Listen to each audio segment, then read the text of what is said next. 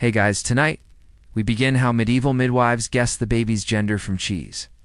So before you get comfortable, take a moment to like the video and subscribe. But only if you genuinely enjoy what I do here, and let me know in the comments where you're tuning in from and what time it is for you. It's always fascinating to see who's joining us from around the world. Now dim the light, maybe turn on a fan for that soft background hum, and let's ease into tonight's journey together.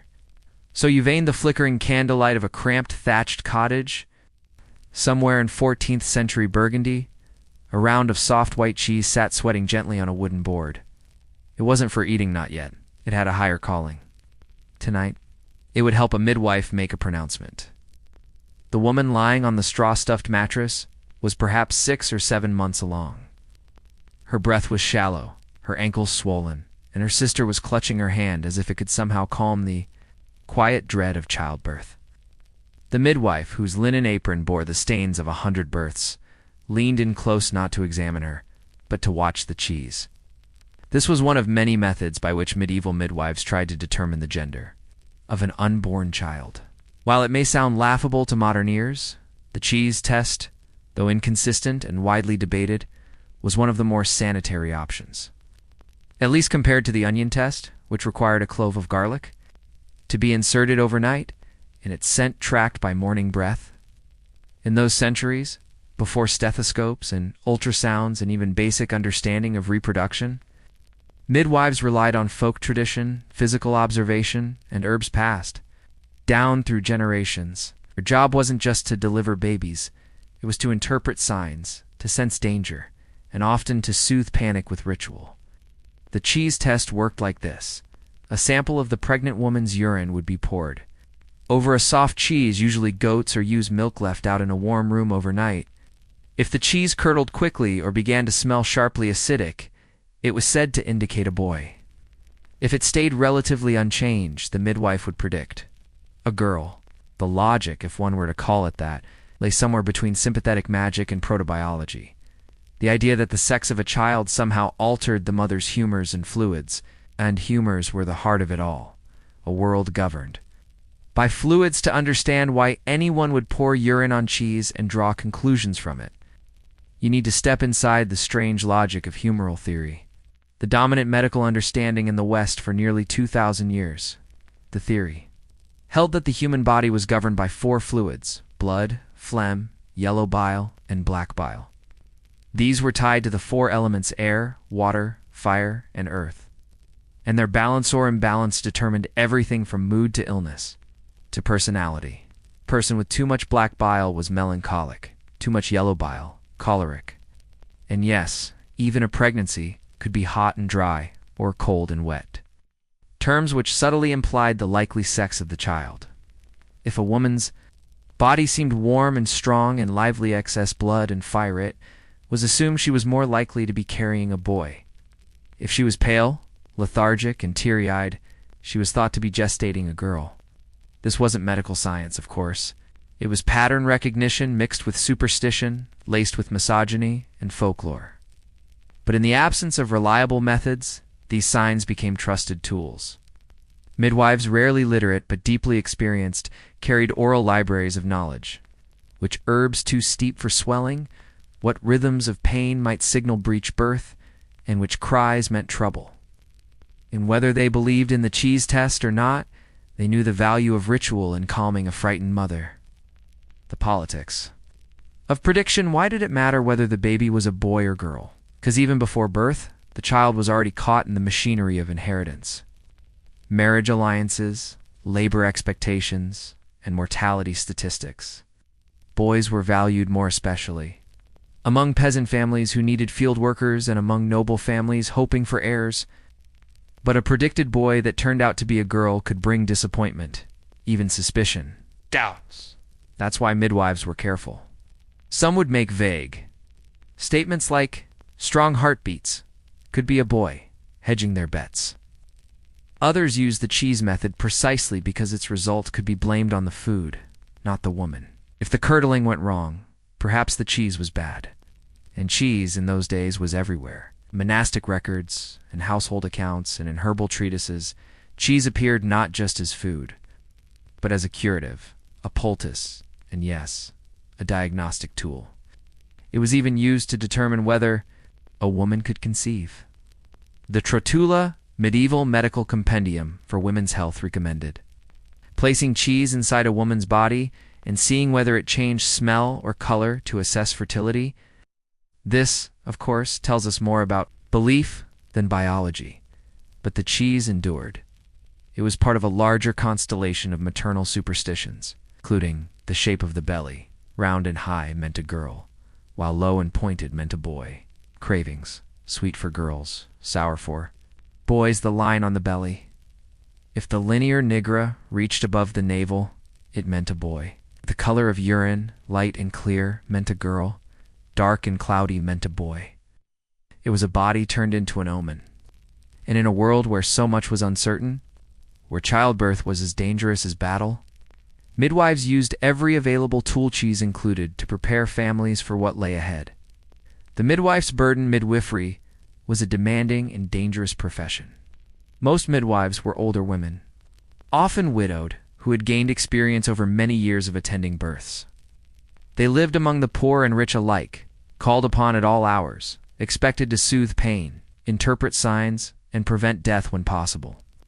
They were both revered and feared, revered for their knowledge of life and death, feared because of their proximity to blood, to strange herbs, and to the secrets of women's bodies. Some were accused of witchcraft.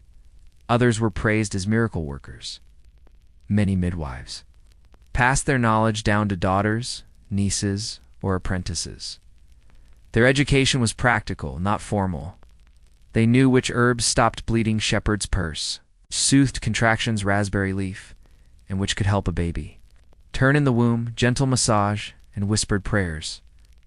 And they knew, too, that families wanted to no boy or girl. So they watched the cheese, not because it truly worked, but because it gave shape to hope. It gave families something to talk about, to hold on to. Imagine it, a poor family in a damp stone cottage with barely enough food to stretch through the week, watching a round of cheese with the same intensity others might reserve for royal decrees. Ice. Because for them, the arrival of a son might mean a stronger harvest next year, or a girl might mean help with cooking, with siblings, or with survival. The cheese bore their hopes. And when the midwife said quietly, "It looks like a boy," the room might fill with cautious smiles. So, did the cheese ever get it right? Well, statistically, about half the time. But that wasn't the point. The point was reassurance. The ritual. The shared belief that something, anything, could be known in advance. And yet, you might wonder, in a world where so little was certain, and so much depended on forces outside their control, why this test? Why cheese, specifically? And how far back did this odd habit stretch for the midwife and the Burgundian? Kaddish ever placed her faith in a round of used milk cheese? And long before the Trotula advised various cheese and urine tests in women's health, the idea that bodily fluids could reveal the secrets of the womb had far older roots. Understand why? We must travel even farther back through the cobbled alleys of medieval Europe and down into the sunlit temples and shadowed scroll stacks of the ancient world, because cheese, it turns out, had been whispering about fertility. For centuries, Greek and Egyptian beginnings, let's begin in ancient Egypt, where the notion of examining a woman's urine to determine her condition was already practiced as early as 1350 BCE. The Egyptians didn't use cheese, but they did use barley and emmer wheat. Woman would urinate on separate baskets of each grain for several days. If the barley sprouted first, she was said to be carrying a boy. If the emmer sprouted, it was a girl.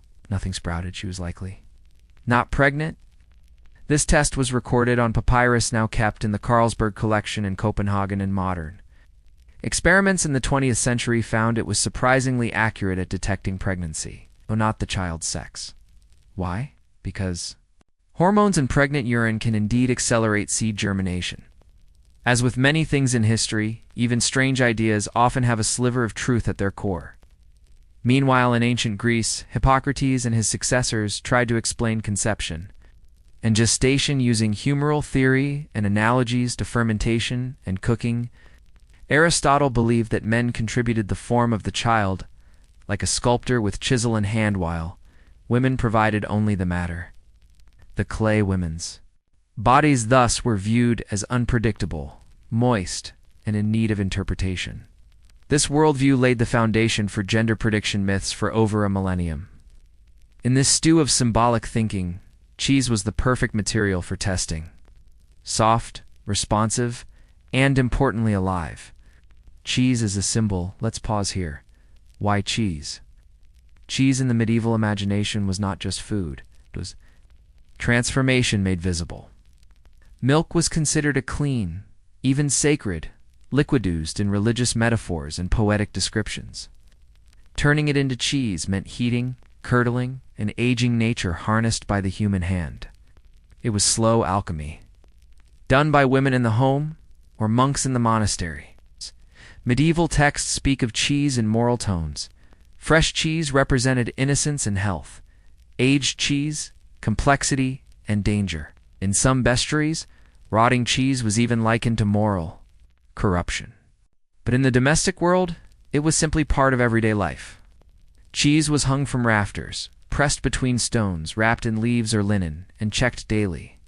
It was familiar, visible, and trustworthy, everything that childbirth was not. So it made sense, in a strange way, to apply a woman's bodily fluid to cheese and interpret its reaction. Would it curdle, crack, take on a new scent? In this context, the cheese became a kind of oracle. This symbolic logic wasn't limited to pregnancy. People tested all kinds of fluids, urine, saliva, even tears against organic substances like bread, barley, onions, and clay.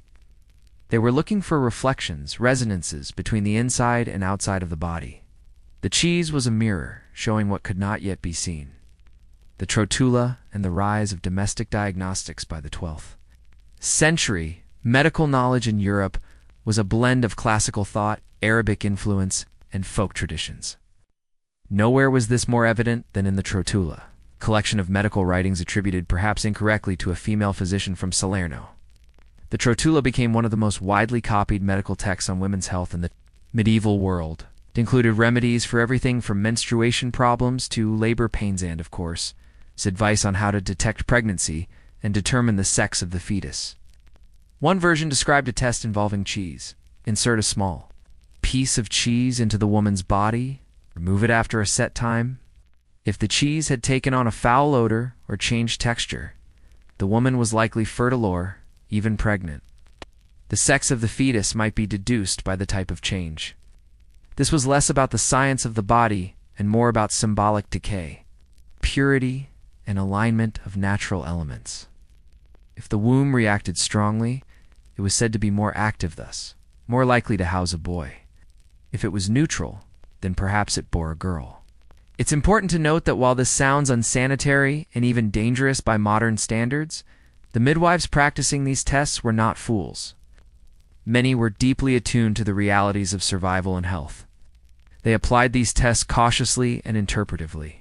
In truth, they were often seeking something far simpler than scientific knowledge: reassurance, preparedness, a sense of control in a world ruled by chance. Cheese tests across borders, interestingly, versions of the cheese test, or at least, cheese as a diagnostic material, appear across many cultures. In Byzantine medicine, cheese was often recommended for strengthening women who were weak from pregnancy or miscarriage. Strong cheese for strong babies, or so they believed. Here in Persian medical texts, cheese was both remedy and warning.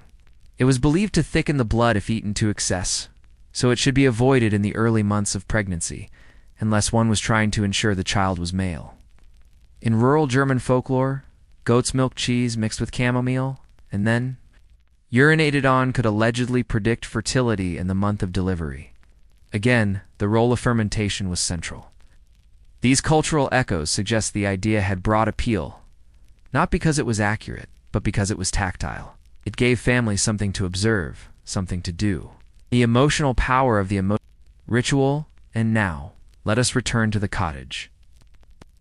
Imagine the candle has burnt low. The cheese sits in the center of the table, a faint scent rising from it. It is curdled slightly, not entirely, but enough for the midwife to declare a tentative boy. The father, who has barely spoken all night, nods once, then steps outside to split more wood. The mother, though tired and sore, smiles faintly. Perhaps she wanted a girl. Perhaps not. But now, there is a story to tell. When the child is born, they will say the cheese knew. There is no illusion here that the cheese possesses mystical power, but it is a container, a vessel for hope, preparation, and even grief. Even if the prediction is wrong, the ritual holds. It gives the midwife a role beyond deliverer. She becomes a storyteller, a bearer of small mysteries. And for women whose lives were so often shaped by silence, this moment of being watched, listened to, and guessed at carried unexpected meaning. Because in a time before obstetric charts, before scans and statistics, cheese was something to hold, to smell, to poke at gently. It was a cushion cooling on the windowsill. That question lingers. Was the cheese always just symbolic? Or given what we now know about the biochemical changes in pregnancy, might there have been something more going on? Could the curdling of cheese, under the influence of hormones and bacteria, have occasionally hinted at truth? By the late medieval period, Europe was changing slowly and unevenly, but perceptibly. Universities were forming in cities like Bologna, Paris, and Oxford. The printing press was still a century away. But texts were spreading more quickly thanks to monastic copying and trade with the Islamic world. Scholars were beginning to ask more questions and to ask them differently. And yet, in 1,000 villages from Ireland to Italy, the cheese still curdled quietly in bowls and on wooden boards. Even as formal medicine shifted toward the male-dominated universities and emerging professional physicians, childbirth remained firmly in the realm of women. The mysteries of the womb, the sounds of labor, and the rituals of midwifery were preserved not in scrolls or lectures, but in the minds of women whose fingers bore the calluses of survival. Despite its implausibility, the cheese test endured. Why? Because it existed in a place that medicine couldn't yet reach. The anxious weeks before birth, when uncertainty clouded every plan, there were no fetal heart monitors, no prenatal scans, and no hospital charts. There was only the belly, the baby's kicks, and a swirl of folklore that filled the gaps between what was feared and what was hoped for. Gender predictions in transition. By the 16th century, new forms of diagnostic theory were emerging. Renaissance physicians, many of them drawing from Galen, Hippocrates, and Arabic medical scholars began to abandon older folk tests in favor of observational approaches. They started to pay closer attention to the pulse, the complexion, and even the fluttering of the womb. Astrology also played a role. Some believed that the stars under which a child was conceived or gestated could determine not only gender, but also temperament. But the cheese did not disappear overnight. In rural areas, especially among peasant communities, with limited access to formal medical help, the old ways persisted well into the 17th and even 18th centuries. Midwives now, often under pressure from both church and state, continued to rely on the quiet rituals that gave shape to uncertainty. In some German regions, cheese tests were combined with other methods. A woman's urine might be poured onto barley bread and cheese, and the one that showed mold first would be the bearer of the truth. In parts of Italy, pregnant women were advised to sleep with a cheese wheel under their bed and note their dreams' visions of boys or girls, supposedly foreshadowing the baby's sex. The ritual morphed, adapted, and found new meanings. But by the dawn of the Enlightenment, such tests were increasingly viewed with ridicule by the rising class of male physicians. Midwife's art was dismissed as superstition. The tools of domestic wisdom, cheese, herbs, prayers, were replaced with forceps, casebooks, and medical Latin. A forgotten science? Or just forgotten women? And yet modern science offers a strange twist. While the cheese test was almost certainly unreliable as a method of gender prediction, its central idea that pregnancy alters the composition of bodily fluids was not entirely wrong. Contemporary research has shown that pregnancy hormones like HCG, estrogen, and progesterone do have observable effects on urine. In fact, today's over-the-counter pregnancy tests detect she first discovered in the 1920s using biochemical markers. Before that, lab tests involved injecting a woman's urine into live rabbits or frogs and observing ovary growth. So perhaps the medieval midwives, in their own empirical way, were trying to detect something. They just lacked the microscopes and methods to make their intuitions precise. And what of the cheese? Cheese is a live product. The bacteria and enzymes in soft cheeses, especially those made with unpasteurized milk, can respond to changes in pH, acidity, and moisture. Urine from a pregnant woman, particularly in later stages, might indeed have a slightly different chemical profile than that of a non-pregnant one, more so if infection or dietary changes were present. Would that be enough to noticeably curdle? Cheese overnight? Unlikely, at least not reliably. But is it possible that, once in a while, a midwife noticed a pattern, however small, however coincidental, that allowed her to connect the curdling to a gender outcome? Perhaps still the truth is simpler. The cheese wasn't about results. It was about process. It was about providing a framework for care, a visible act of attention in a world where women were so often expected to endure quietly. The rituals echo even today. Traces of this ritual remain. In some parts of the world, traditional birth attendants still use symbolic foods or natural substances to predict a baby's gender. In rural parts of India, certain pulses are soaked in urine to check for pregnancy. In Nigeria, old beliefs about the shape of the belly or the direction of fetal kicks still persist. And in Western cultures, the idea of craving sweets for girls and salty foods for boys is still repeated at baby showers. We like to think we've moved beyond superstition, but the truth is, we still crave the comfort of a ritual. Still want signs? Consider the many online quizzes promising to predict gender based on symptoms, or the popularity of at-home prediction kits. Some are based on science, others are pure theater. But like the cheese test, they give families something tangible, something to share, something to believe in. There's a softness, too, that's something gentle and human. Closing the cottage door, so now, let's step once more into the cottage, where the midwife has long since gone home. The cheese has been discarded. The baby is still weeks away. Mother lies on her side, fingers resting on the swell of her belly. Outside, the wind pushes gently against the shutters. No one knows yet whether the baby will be a boy or a girl, or whether they will live beyond the cold month of their birth. But for now, the prediction has been made, and with it, a story has begun. The midwife, too, rests somewhere, her apron folded on a stool, her mind perhaps already on the next home she must visit. Her fingers, arthritic from years of work, will still reach out for herbs, linens, water, and maybe now and then for cheese. Because even when it didn't work, it gave people something to hold. A moment of connection, a way to say, we are watching, we are preparing. We're waiting for you, little one, and that might be enough. When you picture a medieval castle, you may imagine towering stone walls, turrets piercing the fog, and echoing banquet halls filled with feasting and laughter. But you likely don't picture the smell. You should, because before all the romance of chivalry and courtly love, there was the inescapable scent of boiled cabbage wafting through the corridors. The greasy temps of tallow candles stuck to the beams, and the ever-present stink of humanity, unfiltered and undeniable.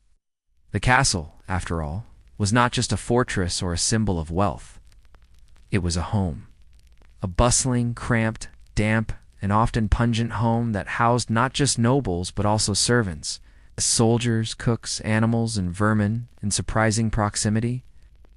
To understand how people lived in such conditions, and more importantly how they endured them, we must look not at battles and banners, but at chamber pots and kitchens, at smoke-filled great halls and drafty garderobes, at how, through clever routines and resigned acceptance, people managed to survive in what were effectively fortified villages made of cold, porous stone. So go ahead and breathe in. This section's about to get a little musty. Cabbage, the great equalizer. Let's begin with cabbage. The humble brassica was the great constant of medieval diets. especially in Northern Europe. Hardy, storable, and easy to grow in poor soils, cabbage was a staple food for both peasants and nobility. It was boiled, stewed, fermented, and sometimes even eaten, raw, though that was considered a bit uncouth unless pickled. But boiling cabbage for hours in a smoky stone kitchen has consequences. The sulphurous scent drifted through the castle. With all the subtlety of a war horn, it clung to clothes, tapestries, and even dogs. Combined with onions, garlic, turnip saul, other root vegetables commonly cooked with it, the result was a fug that would have greeted visitors before. The gate even closed. Servants boiled vats of the stuff daily, not just for the main meal, but also for gruels and leftover pottage reheated throughout the day. Kitchen chimneys, if present at all, rarely vented properly. So the vapors of cabbage soup didn't just float, they settled. Over time, castle kitchens took on a permanent smell: grease-soaked walls, old wood smoke, and that reliable sour note of boiled brassicas. To be fair, most inhabitants likely stopped noticing. But for anyone new or foreign, the aroma would have been unmistakable. A kind of olfactory welcome mat. Tallow and beeswax, lighting the darkness once the nose adjusted to the cabbage. It had to contend with the candles. Castles were notoriously dark. Windows were small, especially in defensive structures, and often lacked glass, even during daylight. Interiors could be gloomy, and in winter pitch black by mid-afternoon. Artificial light was a necessity, but not all candles were equal. The wealthiest nobles might afford beeswax candles. These burnt brightly and cleanly, with a light honey scent. But they were expensive, so costly that they were often saved for religious observances, guest chambers, or important ceremonies. The rest of the castle, lit with tallow candles. Tallow rendered from beef or mutton fat was cheap and easy to produce, but it smelt bad. Like a butcher's stall warmed slightly too long in the sun. When burnt, it released a greasy, smoky odor that filled rooms, especially when the air was still. Tallow smoke stained ceilings and tapestries and caused headaches. It mixed with the kitchen aromas to form a kind of signature castle scent, half animal fat. In many great halls, wall sconces were spaced far apart to save on candles, plunging much of the space into shadows. Worked at night carried rushlights dipped reeds or rushes, coated in tallowitch, smoked and sputtered, and added their own bitter aroma to the scene. So even the act of trying to see made the castle smell worse. The garret and the garderobe, but nothing defined the castle's olfactory landscape quite like its sanitation or lack thereof. Enter the garderobe. This was the castle's toilet, a stone chute built into the outer wall, with a hole in a wooden bench. Waste dropped into the moat, a cesspit, or sometimes just down the side of the building. The name wardrobe comes from the French for guarding robes, because clothes were often hung near the toilet. The strong smells were thought to repel moths and lice, and indeed, they probably did. Some castles had multiple garderobes, sometimes grouped in towers for efficiency. They were often ventilated by arrow slits, but that didn't mean the smell stayed out. On warm days or when the wind blew the wrong way, a faintly sour draft would drift up the shaft and into the rooms above. These odors weren't just tolerated, they were normalized. Nobles lived in close quarters with servants. Bathing was infrequent. Linen underclothes might be changed, but outer garments were rarely washed. Chamber pots were emptied by hand. Even the most refined courtier occasionally stepped in something unpleasant on the way to supper. Yet people still lived, loved, and thrived. They decorated these stone-scented spaces with tapestries, reeds on the floor, sprigs of herbs, hung in windows, and bowls of fragrant flowers in summer, reeds, rushes. And temporary solutions, speaking of floors, most castle chambers, were covered with rushes or reeds. These were strewn fresh a few times a year and walked over daily, crushing food scraps, animal hair, and ashes into a matted layer. Sometimes they were sprinkled with lavender or rosemary to offset the decay, sometimes not. In winter, straw was added for warmth. But as it decayed, the floor coverings could become their own ecosystems, hosting fleas, mites, and the occasional rat, and they too smelt musty and moldy, with hints of old bread and wet wool. Servants were tasked with sweeping or replacing rushes, but the process was laborious. Often new reeds were simply spread on top of the old ones. After months, a thick mulch formed less a floor, more a compost bed with noble ambitions. Smell. For every season, the smells of a castle changed with the seasons. Spring blossoms from nearby orchards mingled with damp stones, the musk of wet dogs, and the first turning of soil. Summer, intense heat brought the souring of meat, the bloom of sweat, and the bloom of the moat green and oily and alive with insects. Autumn, smoke returned to the chimneys.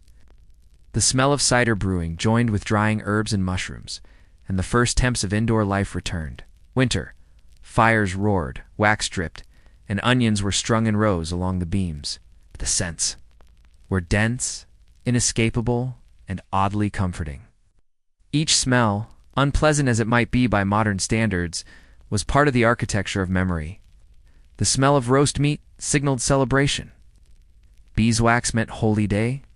Wet stone after a storm meant safety inside the walls. But still one wonders, did anyone complain? Did people comment on the air they breathed? Did the visitors from other lands, ambassadors from hot climates perhaps, or monks from cleaner cloisters ever, find the castle unbearable? Did anyone dream of fresher air, of clearer water? And what lengths did they go to, in the centuries that followed, to try and fix the great medieval mystery? How to live in a stone box that always somehow smells like soup. Imagine living in a world without perfume, without freshly laundered linens, without antiseptic sprays or exhaust fans or flush toilets. Wow. Now imagine doing so not just as a peasant in a field hut, but as a noble in a massive stone fortress built. Less for comfort and more to outlast sieges and suppress rebellion. This was life in the medieval castle. The smells we explored in the first section, cabbage, tallow, human waste, and damp straw, were not simply nuisances. They were part of a broader ecosystem of sensory experience, and people ingeniously, and sometimes reluctantly, found ways to live with, cover, or reinterpret the sense of their everyday existence. Let's walk now, not through the grand images of medieval pageantry, but through the subtler scenes of daily survival. How did people endure the atmosphere? Inside a castle, herbs, sachets, and the battle for fragrance, one of the most consistent tools against bad smells, was herbs. Herbs were everywhere in medieval life, not just in stews and ointments, but also hung from rafters, tucked into mattresses, and worn around the body. Some of the most common included lavender, used in linens, pouches, and bathwater when available. Rosemary, hung in bundles or burnt in dishes to purify air. Mint, rubbed on surfaces and added to foot baths. Rue and wormwood, believed to ward off both disease and demons, strongly scented and favored by healers. Ladies and noblemen carried pomanders, small perforated containers filled with dried herbs, cloves or ambergris, a musky substance from Wales. These were worn on belts or tucked into sleeves. The idea was not to freshen the room, but to defend one's personal airspace. In some castles, bowls of herbs or flower petals were set on windowsills. In wealthier homes, tapestries were occasionally sprinkled with rose water. In churches and chapels, censers filled with incense masked the smell of crowded bodies packed tightly on feast days. The effort wasn't to eliminate odor, it couldn't be done but to layer it, to personalize it, to reclaim, even in small ways, a sense of control over one's surroundings. Bathing. Occasionally we must now confront a popular myth that medieval people never bathed. In truth, they did. Just not often, and not in ways we'd find comforting. Medieval nobles bathed irregularly but purposefully. A hot bath required significant labor. Water had to be fetched, heated, and poured into a large wooden tub, often placed near the hearth. Herbs, milk, or wine might be added to the water. Servants sometimes poured warm water over their lords' or ladies' shoulders, while screens ensured privacy. Most bathed a few times per month, more frequently, if illness, summer, or etiquette required it. But even more common than full-body baths were partial washings. People washed their hands before meals, rinsed their feet at night, and sometimes wiped their faces and necks with cloth soaked in scented water. Soap did exist, made from animal fat and lye, though its use was more for laundering clothes than washing skin. The poor often used ash, sand, or simply cold water, as bathhouses were popular in some towns, but they carried moral suspicions. In England, public bathhouses declined after the 15th century, partly due to plague fears and partly due to their reputation for facilitating improper behavior. So, bathing happened. But most of the time, people relied on linen underclothes to absorb sweat and change them more often than their outerwear. Washing one's linen was considered more essential than washing one's body. Smells of disease and death. We must also pause to consider the darker side of scent in the castle, the smells of sickness. Disease was common in medieval castles, especially during sieges or winters, when dozens or hundreds of people were confined in tight quarters with limited sanitation. Illnesses spread quickly. The stench of fevers, infected wounds, rotting teeth, and open sores was part of daily life. Plague in particular brought with it both physical devastation and a panic around smell. Many believed that miasma air caused illness. A sweet-smelling room was thought to be safer than a foul one. During outbreaks, castles were filled with burning incense, rosemary branches, and vinegar-soaked rags. Physicians wore beaked masks stuffed with herbs to purify the air around their faces. If someone died in the castle, their body was sometimes kept in the chapel for days before burial. The smell was, again, part of the ritual. A noblewoman might burn scented wax or hang garlands of flowers to honor the dead, but the odor of decay was unavoidable. It lingered. How animals contributed now. Let's not forget the other inhabitants of castles. The animals. Horses, hunting dogs, hawks, pigs, and sometimes even chickens lived inside or very near the castle walls. Stables and kennels were typically kept on lower levels or in courtyards, but their smells dung hay, unwashed furrows up through vents and open doors. Dog hair was a constant. So were fleas and ticks. In some cases, noble families allowed small dogs indoors, particularly toy breeds kept as lap warmers. These animals often had their own cushions and were bathed more frequently than most servants. But wherever animals went, their scent followed. And while cats were often welcome for their rat-catching skills, they too contributed to the ambient aroma. How the castle itself breathed stone, by its nature, retains moisture. In the damp climates of northern Europe, castles frequently suffered from mold. Walls wept. Floors stayed cold long into spring. To combat this, tapestries were hung not just for decoration, but also as insulation. Floor rushes were refreshed. To keep out mildew, chimneys when present were kept burning low. And yet, drafts blew through arrow slits, up garderobe chutes, and down spiral stairs. The castle breathed. It didn't smell clean, but it did smell alive. Did they mind the smell? This is the question that haunts any reflection on medieval scent. Did people notice it the way we would?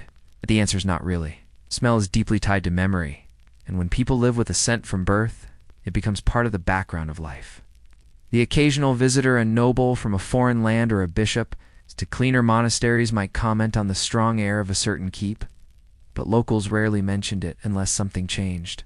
A new illness, a burst pipe, or a rotting larder. Some scholars suggest that people then were simply more tolerant. Others argue they were no less sensitive than we are. They simply had fewer alternatives. And in some cases, the smells we'd find offensive were understood as normal, even comforting. The scent of boiled cabbage meant food. The smell of smoke meant warmth. The sour note from the garderobe meant the plumbing was working. It wasn't cleanliness as we know it. It was functionality. But still, it begs the question. In a world where every surface smelt of labor and life, did anyone dream of something different? Of a room that smelt like nothing at all? Or like pine forests? Or rain? Did they invent ways, rituals, incense, daily habits to restore even a small sense of freshness to their fortress lives? Or were they content to live amid the smells, of their world, woven together like the reeds beneath their feet. It is easy to imagine a medieval castle as a fixed thing, eternal stone. Walls echoing the same sounds and hosting the same smells for centuries. But castles changed. So did the people who lived in them, and so too did their senses. What was once ignored became irritating. What had been tolerated became shameful.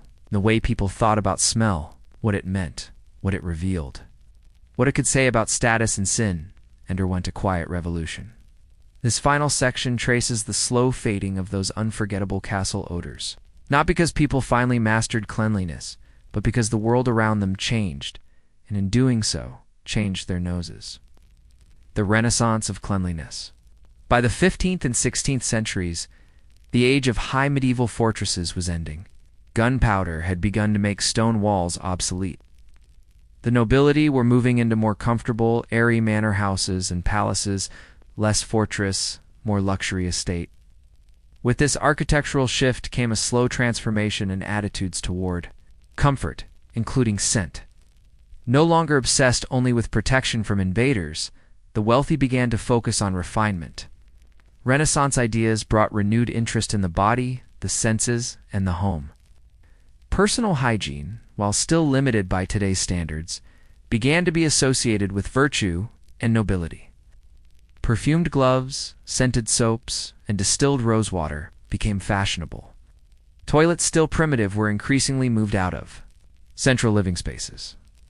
Windows grew larger, floors smoother, and walls cleaner. Yet even then, the old smells lingered. The hearth still burnt tallow, the kitchen still steamed with onions and porridge, but now people layered perfume atop. Clean linens became more than a matter of necessity. They became social capital. To smell good, or at least not bad, became a mark of breeding. The birth of stench as a moral failure in earlier medieval life, to smell was to live.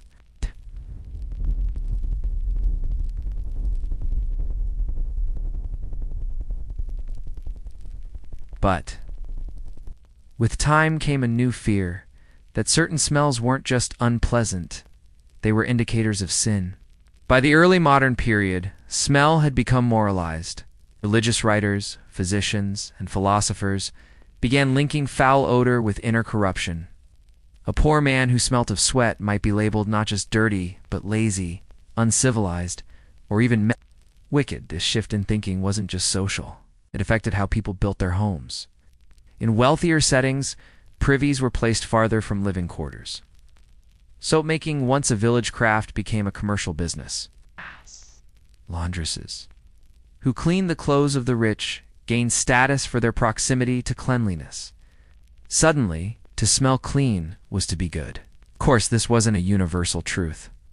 In poor villages and cramped towns, strong smells remained an ordinary fact of life.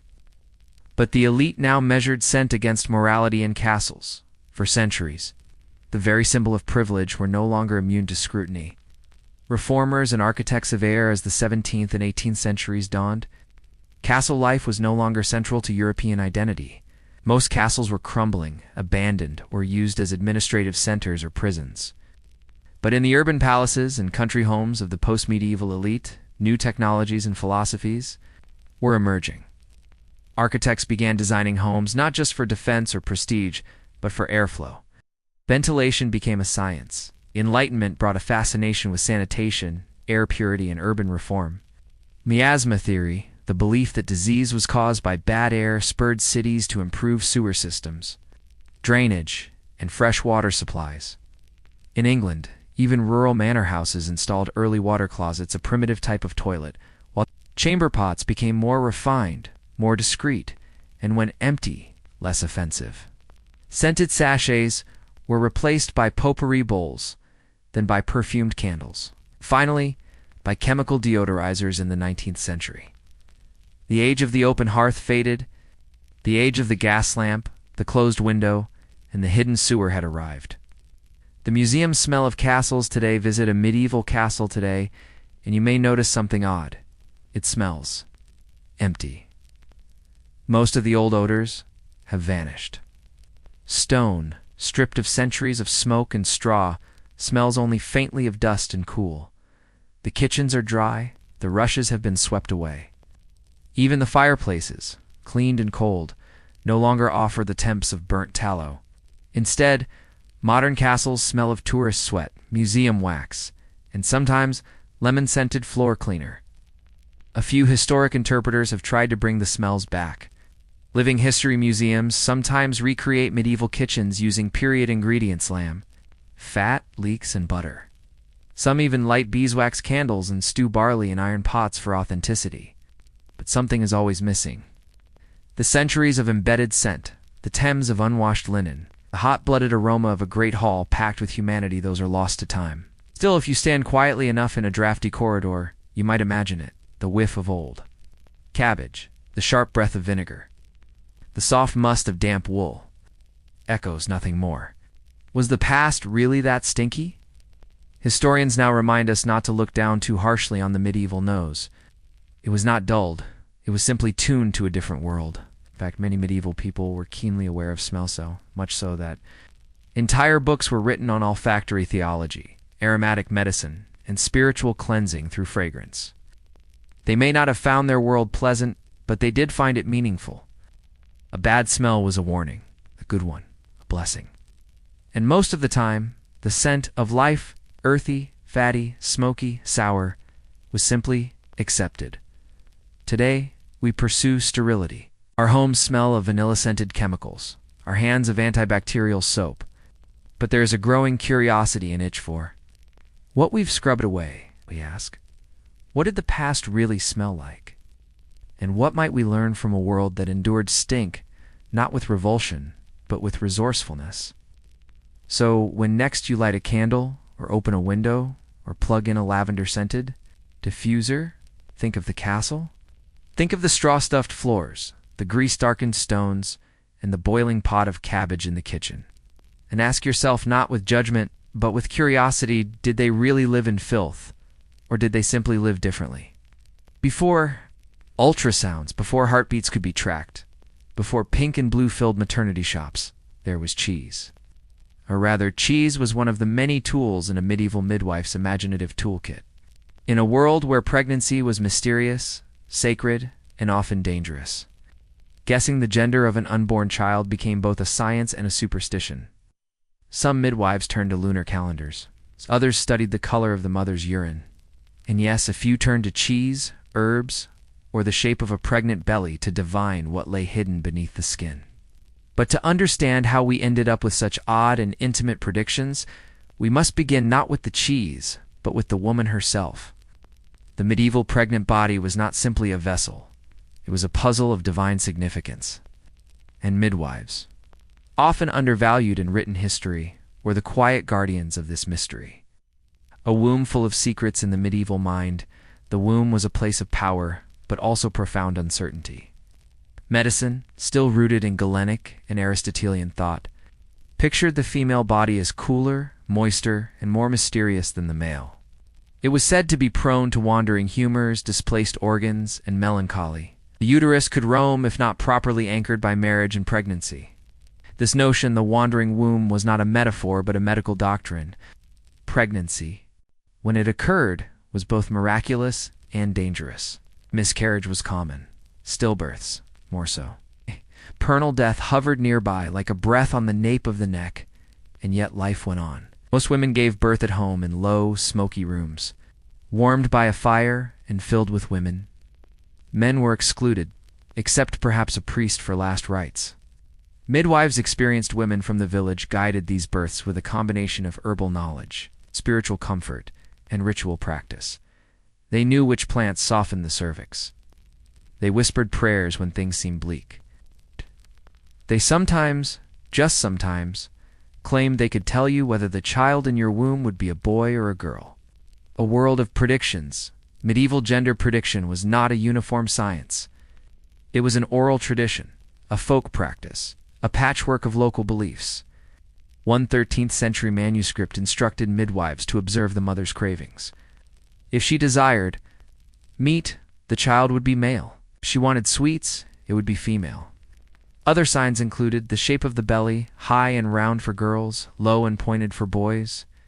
The color of the face, pale and drawn, meant a girl was stealing the mother's beauty, foot she stepped with first in the morning. One widely cited method came from the Trotula text's famous medieval manuals on women's medicine. It involved placing a piece of barley and wheat in two separate pots, soaked with the mother's urine.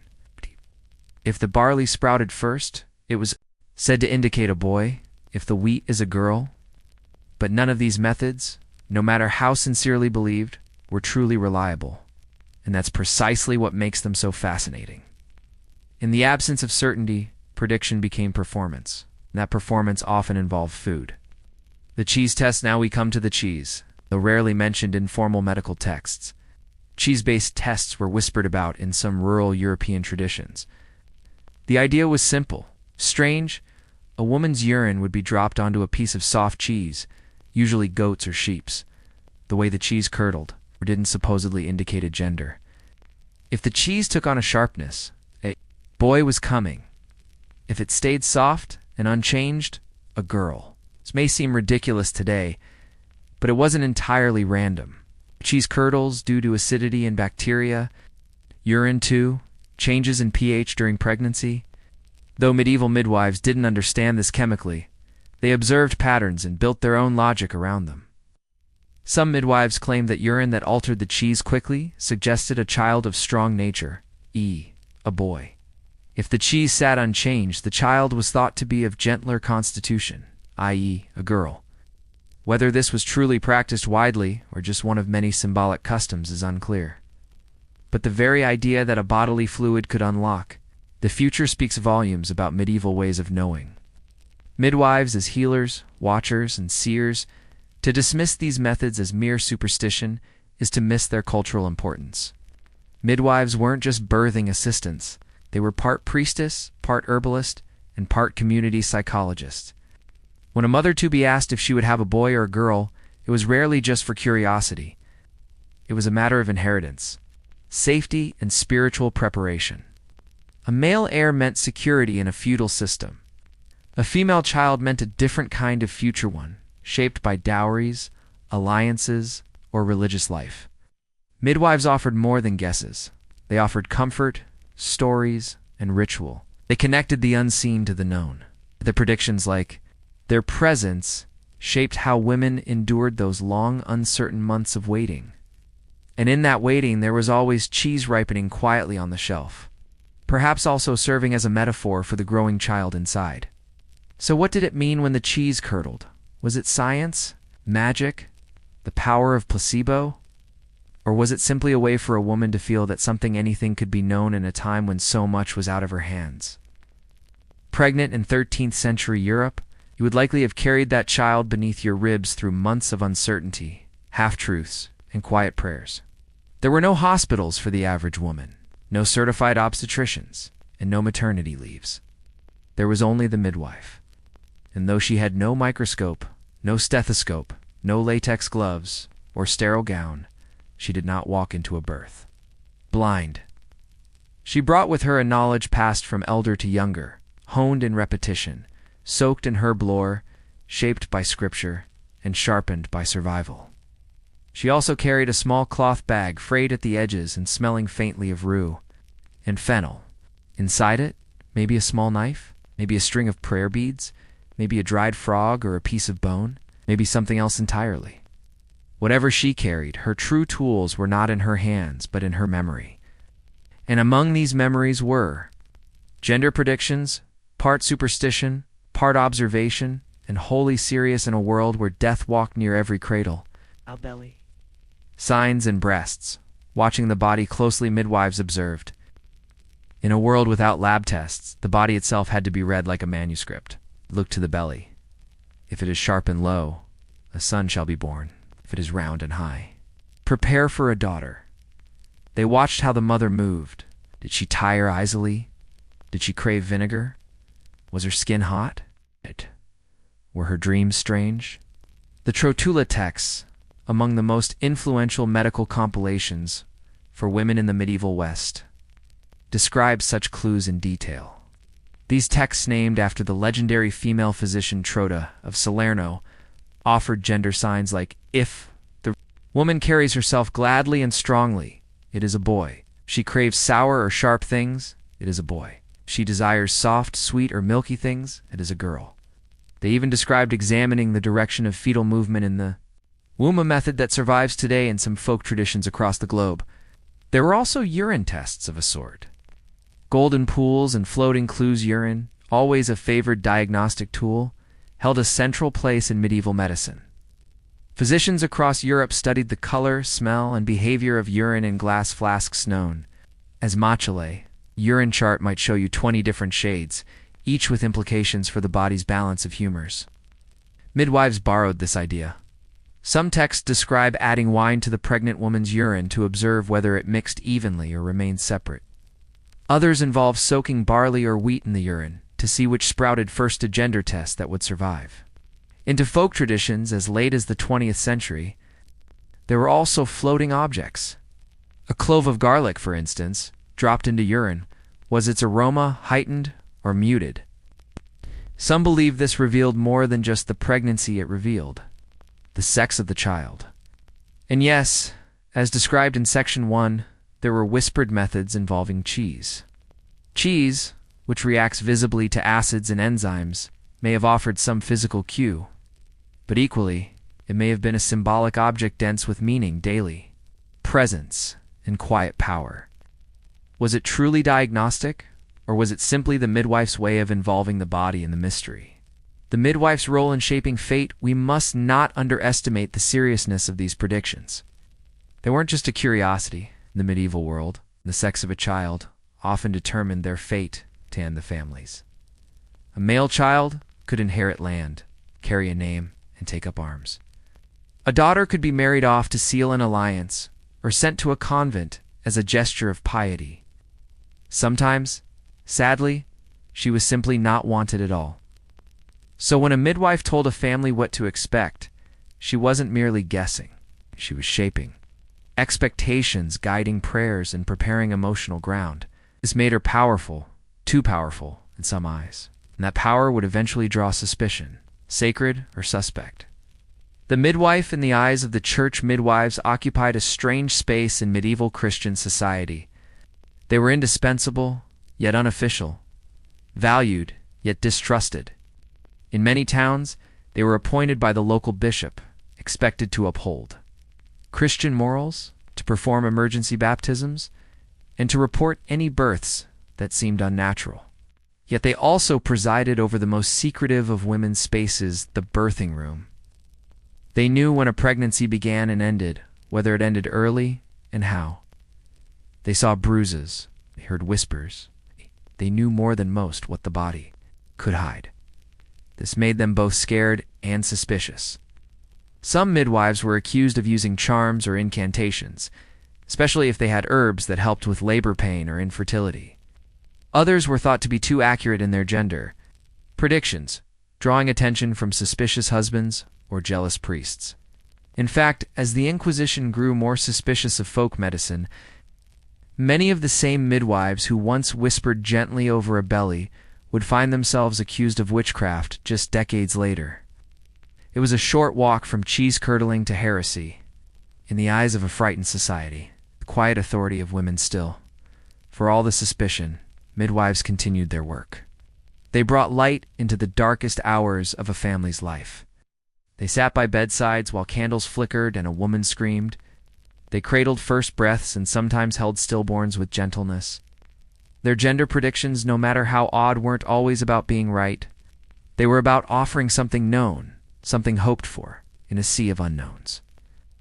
And if a bit of goat's cheese helped a mother feel braver about what lay ahead, was that not its own form of medicine?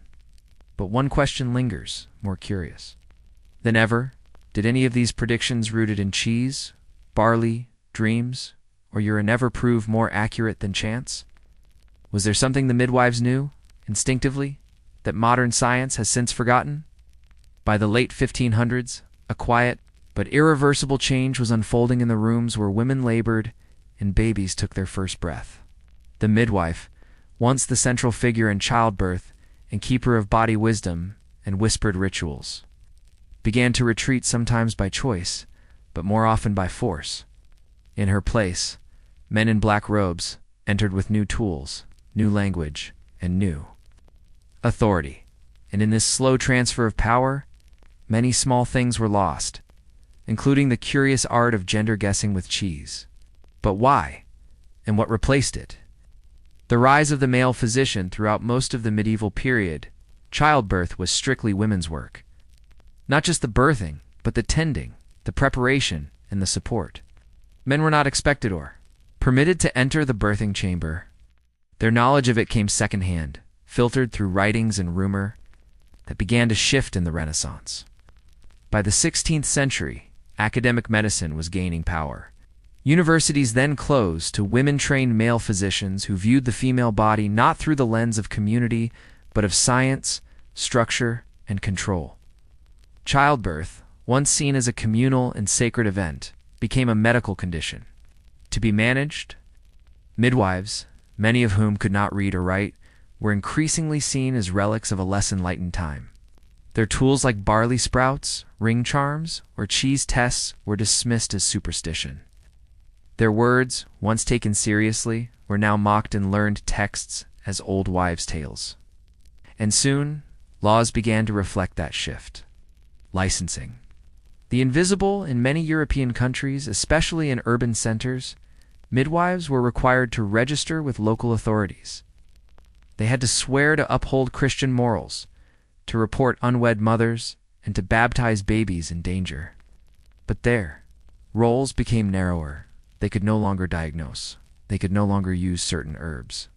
In some places, they were forbidden from offering gender predictions at all, especially if such predictions led to disputes, doubts, or scandal. The midwife's voice, once strong and central, began to fade beneath the rising chorus of male-dominated medicine. Where once a woman might have consulted her midwife to guess the sex of her child, she now turned to printed pamphlets, almanacs, and physicians' treatises filled with humoral theory in Latin terms. The midwife's cheese test became quaint at best, criminal at worst. When folk knowledge became dangerous by the 17th century, the cultural suspicion of midwives reached its peak. It was not uncommon for older midwives, especially those who had once claimed unusual knowledge, to be accused of witchcraft. Their homes were searched. Their herbs were confiscated. Their memories are discounted as delusions. In some towns, the simple act of offering a gender prediction could be seen as a claim to forbidden knowledge. After all, only God was meant to know such things. It's worth remembering that many of the women targeted in the witch trials were healers, herbalists, or midwives, keepers of practical, embodied wisdom that no longer fit into the rigid frameworks of church or state. And so even as childbirth remained as dangerous and unpredictable as ever, those who once held quiet authority were stripped of it. And the cheese sat untouched. From gender guessing to gender scanning, it would be centuries before the desire to predict the sex of an unborn child could be answered with real certainty.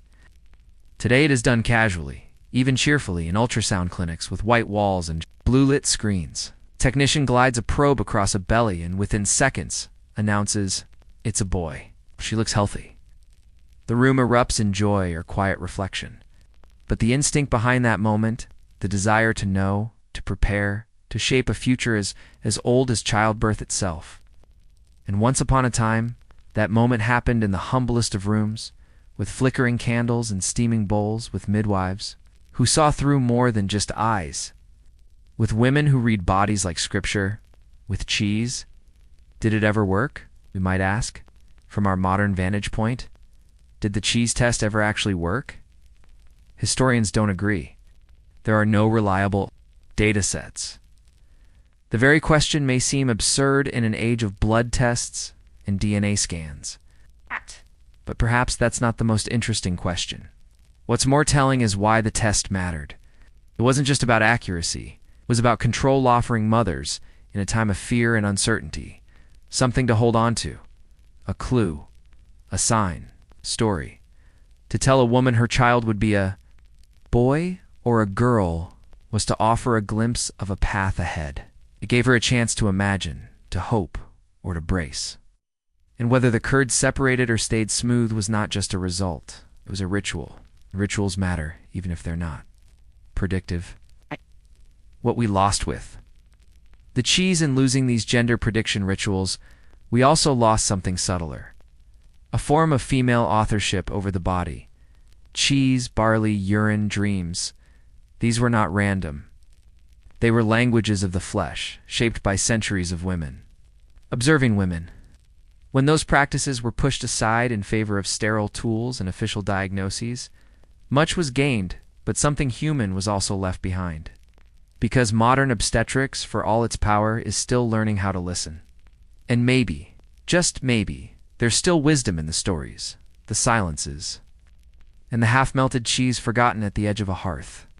So tonight, as you drift into sleep, you might wonder, what quiet knowledge do we overlook today, thinking it quaint or foolish, that future generations will wish they had preserved? And in a world ruled by certainty, could we learn again too? Sit with the unknown, the guessed, the felt, but not proven? You might not think of soap as something tied to death. In your world, it smells like lavender, citrus, or clinical sterility. It's poured from dispensers, foamed onto hands, and rinsed away without a second thought. But in the medieval world, soap was something else entirely. It was made in hidden corners. It stank. It burnt. It could maim. It could heal. And the people who made it, almost always women, knew far more about decay, illness, and survival than most physicians. They didn't wear robes or speak Latin, but they touched what others wouldn't. They knew what death smelled like before it came. And they knew how to fight it, not with prayer or bleeding, but with lie, fat, and instinct. This is the quiet history of the soap makers, and how their grim, bubbling cauldrons may have saved more lives than we'll ever know. Soap in a world that feared water. To understand the importance of medieval soap makers, you have to understand something strange. People were terrified of water, hysterified. In many parts of Europe from the 12th to 17th centuries, especially after the Black Death, bathing the full body in water was believed to weaken the skin. Medical texts warned that water opened the pores, allowing foul vapors, called miasmas, to enter and cause disease. This meant that people bathed rarely. Instead, they relied on linen shifts to absorb sweat, herbs to mask odor, and when possible, soap to scrub the worst grime from hands and tools. Soap was never used casually. It was expensive and it was dangerous to make, but those who made it were indispensable. And they knew something most doctors didn't, that clean things rotted less and dirty things died faster. The ingredients of life and death. Medieval soap wasn't crafted in dainty molds. It wasn't scented with rose petals or wrapped in ribbon. It was more like a punishment. To make it, you needed wood ash, burnt down to the finest gray powder, water boiled, or rain caught, animal fat, preferably from sheep or pigs, thick, yellow-white, and often starting to spoil, time, patience, and courage. These were combined into a lye solution that could eat through cloth, blind eyes, or burn skin. The fat and lye were boiled together in huge cauldrons, usually stirred by hand or a long paddle. The process could take days, and the result was a crumbly, sharp-smelling block of rough soap. Soap makers had to know when the lye was strong enough, but not too strong. They learned it by eye, by smell, by field testing it with feathers or beans, by how fast it dissolved. Organic matter. Doctors wrote about the four humors and the celestial bodies, but soap makers read signs in viscera and rot.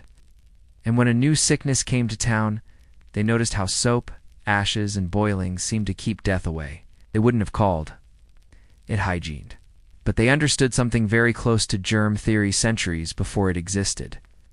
The soap guilds and their quiet power in some cities, Marseille, Naples, London soap makers formed guilds. These were semi-official organizations that regulated production, controlled recipes, and protected trade secrets. But unlike goldsmiths or apothecaries, soap makers were often looked down upon. Their work was too physical, too dirty, and too close to waste and death. Still, they held quiet power. A plague house would sometimes be supplied with soap by a local guild delivered, not by doctors, but by the so-called fat boilers. Midwives used soap to scrub between births. Butchers respected soap makers because they knew how to break down fat and keep blades clean. Some towns paid soap makers extra during outbreaks. Others demanded their products for the poor. In secret, midwives, barbers, and soap makers traded recipes for scrubbing wounds, soothing burns, and even treating ulcers and plague buboes with lye-diluted compresses. They didn't advertise it. They weren't allowed to. But their soap wasn't just for stains. The smell of protection? Imagine this. You're a soap maker's apprentice in 14th century Bruges. You're 12 years old. Your hands are raw from stirring. Your lungs burn from the ammonia and fat smoke that hangs around the workshop. But you've learned to recognize the smells: good batches, bad batches, dangerous batches. Local priest visits. A death has occurred in the almshouse. People are afraid. He doesn't ask for a sermon. He asks for a bar of the strong stuff. You hand him a hunk of foul-smelling soap the color of old bone. It smokes slightly when wet. He'll use it to scrub the floorboards and bedposts, maybe even the corpse. Later, you learn that no one else in that room died. Coincidence? Maybe. But it happens again and again. By the time you're 20, you've buried 3 apprentices. You've lost half your sense of smell. But you've also developed an almost supernatural instinct. When the fat is too sour, when the lye is too strong, when a town is about to fall ill, you know before the doctors. And you know what? They don't. Doctors with quills, soap makers with boiling pots. Let's pause to consider a strange contrast. In the medieval world, physicians were often forbidden from touching the sick. Their status was too high, their role too intellectual. They diagnosed based on urine charts, astrological readings, and humoral imbalances. Treatment involved purging, bloodletting, and herbal tonics. Soap lye, scrubbing, cleaning. That was women's work, or peasant work, or tradesmen's work. Odd. But in plague years, something odd kept happening. The people who got cleaned by soap makers, or who worked with ashes in boiling pots, were often more likely to survive, or at least to avoid infecting others. The connection wasn't fully understood, but some monks began to keep soap in their infirmaries. Some physicians quietly began to recommend washing wounds with lye-diluted water, though they never admitted where they got the idea. And still, the guilds worked quietly, the women stirred, the lye smoked. So now you might be wondering, if soap makers knew so much about death and survival, why don't we hear their names? Why do we know the scholars who wrote about bleeding the sick but not the women who cleaned their bodies and outlived them? And what else might we be forgetting, hidden in the ashes of their cauldrons? If you walk down a narrow alleyway in 14th century Siena, the walls lean in toward one another like weary shoulders. Beneath your feet, the stone is dark and slick not from rain, but from the runoff of blood, fat, and ash. You pass a doorway left open to the heat. Inside, a cauldron bubbles. A wooden paddle stirs thick, pale lumps into froth. The smell is awful rancid, animal fat, caustic smoke, and something faintly medicinal, like crushed pine resin and vinegar. This is the home of a soap maker, and she's preparing for death. Plague seasons and the rise of the soap cauldron. Europe knew plague like a familiar enemy. It didn't arrive once and vanish, it came in waves. The Black Death of the mid-14th century was only the beginning. Outbreaks returned every generation. 1361, 1374, 1400, 1438, and 1466. Each time people reacted with panic and ritual bells rang. Fires were lit, and religious processions marched barefoot through the streets. But soap makers, they prepared. Soap was no cure. Everyone knew that. But among midwives, gravediggers, butchers, and plague nurses, a quiet pattern emerged. Those who scrubbed their tools with soap, who washed their aprons, hands, and even floors, with strong lye often lived longer. Guild records from towns like Florence and Avignon list soap deliveries to plague houses. Some wealthier homes hired soap makers to clean the wooden walls after a death. A few monasteries started using soap before copying books or tending to the sick. In plague years, soap was worth more than gold, especially soap strong enough to strip flesh. The soap makers adjusted their recipes accordingly. They added pine tar or rosemary oil, not for scent, but for what we would now call antimicrobial properties. They tested lye on dead pig skin to ensure it would cut through filth. They diluted soap in water and scrubbed down the homes of plague. Survivors hoping to halt the invisible thing that clung to cracks and linens. They didn't know the word bacteria, but they knew something passed between bodies and breath. And they knew that soap, brutal, scalding, caustic soap, seemed to push it back. When death knocked at the soap maker's door, of course, soap makers died too. The job was dangerous in its own way. Boiling lye blinded, scalded, and scarred. ... Fat, especially when sourced from butchers during hot months, could carry sickness, if not rendered properly. Still, some soap makers, especially older women, developed reputations for surviving every plague wave that passed. Soap maker named Marguerite Lechendreuse Margaret the Ashy became something of a legend. She supplied plague hospitals with what she called Le Savon Brolchair, flesh-burning soap. It was said that Marguerite never buried a child of her own, and that none of the plague nurses who used her soap fell ill. It's likely apocryphal. But the fact that such stories existed suggests something deeper. The people of the time noticed what worked, even if the physicians didn't. The midwife and the soap maker, there's a curious connection between two. Professions often ignored in official records: midwives and soap makers. Midwives needed clean hands, clean knives, and clean linens. They worked among blood and sweat and fear. Their success was judged not by theories, but by survival. Whether the child cried, many midwives made their own. Soap. They kept cauldrons in back kitchens, rendered animal fat, and collected wood ash from the hearth. They boiled soap during quiet months and stored it for birth seasons. In regions where male physicians pushed midwives out of practice, maternal mortality rose. Soap was one reason why. Physicians rarely scrubbed, midwives did. Some communities passed down birthing soap recipes soft, unscented, and made with chamomile or sheep's milk. Others used stronger variants to clean birth rooms afterward. And so, even as medicine drifted toward charts and texts, these women held on to something more physical: scrubbing, boiling, scraping, and surviving. Soap makers and the poor of the church often spoke of cleanliness as moral, not medical. Clean was to be pure, humble, and obedient.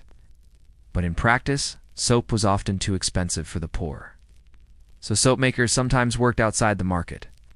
Records from a London parish in 1451 mention a widow who gave soap to plague widows for free, even as prices soared.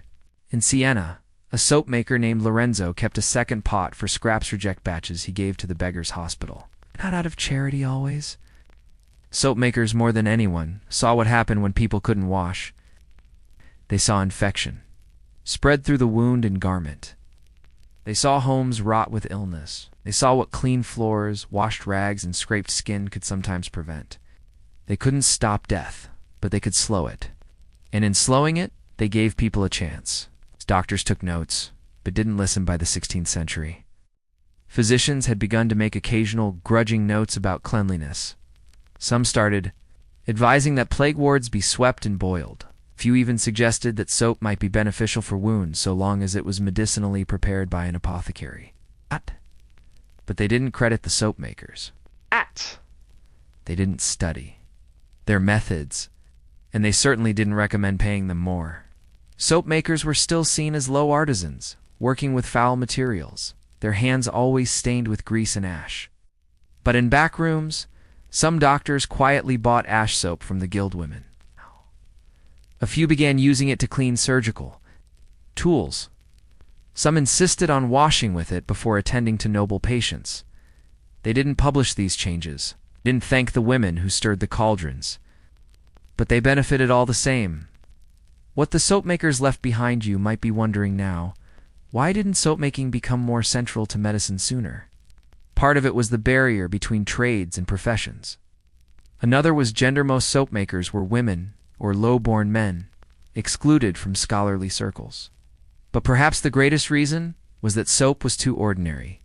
It didn't look like medicine. It looked like work. You couldn't write treatises about it. You couldn't spiritualize it. You couldn't base a university around it. And yet, it worked. When people were dying, the ones with soap sometimes lived. When hospitals burnt incense and prayed, the ones who scrubbed the walls fared better. And when history moved forward toward germ theory, sanitation, and sterile tools, it was not physicians who led the way.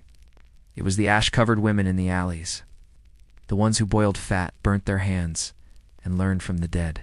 So, the question lingers, what else did they know, those soap makers, long before the books caught up? And how much of our modern survival do we owe to the ones who never got their names in print? You stand now at the threshold of a medieval soap maker's workshop, not in the heat of plague years, but in the slow, dusty lull of a late 15th century spring. The cauldron has cooled. The air smells faintly of dried herbs and burnt sugar. On a wooden bench, thick gray bars of soap rest under cheesecloth, curing in the shade. There is no hurry, not today. But make no mistake, even in this quiet, the soap maker is preparing. She always is. Ashes and apprentices' soap making, like so many medieval crafts, was often learned by watching. Children, especially daughters or orphaned girls, became apprentices by necessity, not by oath. They watched their mother or a neighbor ladle out, lie from a wooden barrel, stir boiling tallow with a stick taller than they were, and test the hardness of soap with their thumbnail. Sometimes it was passed down directly from mother to daughter, generation after generation. But more often, it was preserved by apprenticeship through grief. A girl taken in after a plague, a niece sent to live with a widow, a servant who stayed after her mistress died. These girls learned the ratios by feel, not recipe. A scoop of white ash from elm for gentle soap, a double dose of goat tallow for strength, birch ash if the soap was meant for scrubbing plague floors. They memorized what the soap should smell like when it boiled too hot. They learned that a bad batch could make the skin peel and that a good one would sting only a little. And most of all, they listened to the old stories, to the practical tips, and to the rumors passed from one chapped hand to another. Soap was not written down. It was remembered. Soap, death, and female knowledge, one cannot overstate how often. Women were the keepers of practical survival knowledge in the medieval world. Midwives held secrets of childbirth. Roosters mastered fermentation. Healers worked with roots. And soap makers understood a quiet truth long before modern medicine did. The world was filthy, and filth could kill. In places where male doctors debated humors and celestial alignments, women boiled pots of soap in back alleys and washed their way through pandemics. This wasn't superstition. It wasn't magic. It was observation, repeated action, and shared memory. And though it rarely made it into the official records, soap making was a form of science, the slow kind, built on centuries of failure and adjustment. In plague years, some began to whisper that soap makers had a woman's understanding of illness. They could smell death in clothes or sense fever in the air. These weren't compliments. They were warnings. Superstition. The kind that sometimes got women accused of witchcraft. But others listened, quietly, and survived. Soap in the age of alchemy and surgeons. By the 1500s, alchemists and barber surgeons had begun experimenting with chemical substances, mercury, sulfur, and vinegar solutions. Some began to take a second look at soap. In Venice and Paris, wealthier physicians commissioned cleansing tinctures with lye. Apothecaries began stocking soap scented with lavender or mint, not for luxury, but because it masked the stench of illness. Still, most physicians treated soap as a cosmetic tool, not a medical one. The poor didn't have time for that distinction.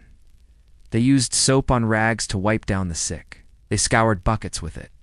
In port cities, sailors scrubbed ship walls with soap and vinegar before sleeping in their hammocks. And soap makers adjusted to the demand. They made ship soap hard and long-lasting. They made nurse soap abrasive, almost sandy, meant for scrubbing skin or floors. They even made morning soap, blackened with ash and perfumed lightly, sold to gravediggers or women cleaning after a death. Each bar of soap had a purpose. Each batch carried a little piece of accumulated survival. From the shadows into the light in time, the soapmaker's quiet influence began to stretch further. In 16th century Nuremberg, city records show guilds offering public instruction on cleaning with soap and lye during sickness. A century later, English hospitals began using soap and water as a precaution, not a cure but a shield. By the 17th century, it was nearly impossible to deny. Places that used soap fared better during outbreaks. Clean hands mattered, clean linens too. Soap was no longer just a domestic tool, it was a strategy. And yet, the soap makers themselves remained mostly invisible. Their knowledge filtered upward through the hands of the people they served, not through their own voices. You won't find many names. You won't find scholarly papers. You'll find buckets, cauldrons, and slowly vanishing recipes. Legacies that linger in the suds. What did medieval soap makers truly leave behind? A few things endure. In Marseille, the recipe for Savon de Marseille, hard soap of olive oil and alkaline ash, has remained nearly unchanged since the 14th century. In England, soft soap traditions used in laundry persisted into the Victorian era, and in the Baltic region, birch ash soap with tar is still used for wounds and skin ailments. But more than recipes, they left behind a way of thinking, that ordinary tools, used persistently and precisely, could do what grand theories couldn't. They taught us that survival often comes not from knowledge in books, but from actions repeated. In back rooms, in side alleys, and maybe most importantly, they demonstrated something timeless. That in the face of overwhelming death, some people chose to wash the floor again anyway. And today, you'd likely use soap every day without thinking. You press a pump. You lather your hands. You rinse. But the simple act of washing, of removing unseen threats from your skins, the quiet legacy of people who never called themselves scientists, who never wore robes, who never held a degree. They were soap makers, often poor, usually women, always surrounded by death. And yet they stirred their cauldrons, one pot at a time, changing the future in ways they never lived to see. So as you fall asleep tonight, consider this. If survival is passed down in stories, and sometimes in silence, how many lives have been saved by hands we never saw? You wake up in the year 1349, in a village whose name no longer appears on maps. The morning mist smells of damp straw and manure.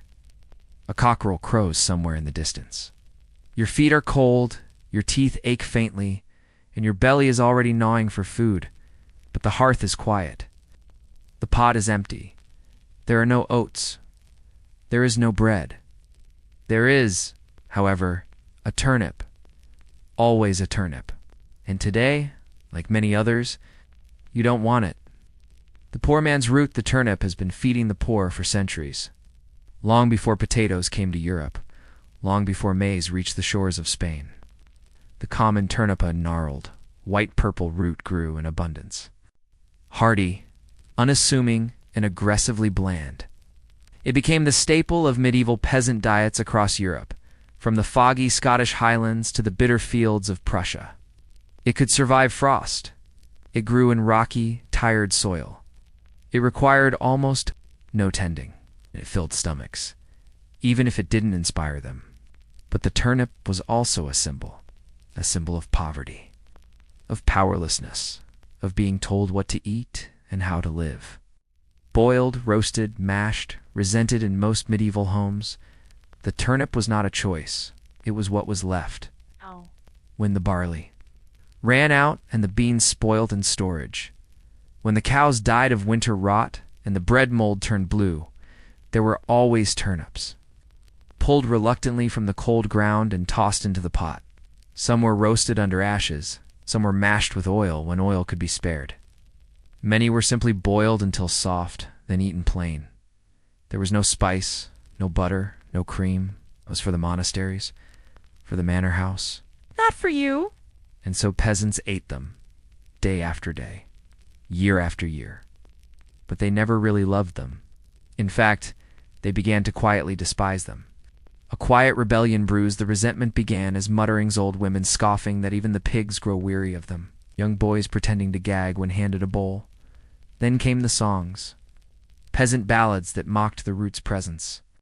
On their plates, rhymes that insulted the landowner who doled out turnip seed instead of oats. In some regions, turnip brain became an insult, suggesting someone too dull to question their place. In England, the word nep, from Old Norse neka, came to carry an undertone of disdain when used among laborers.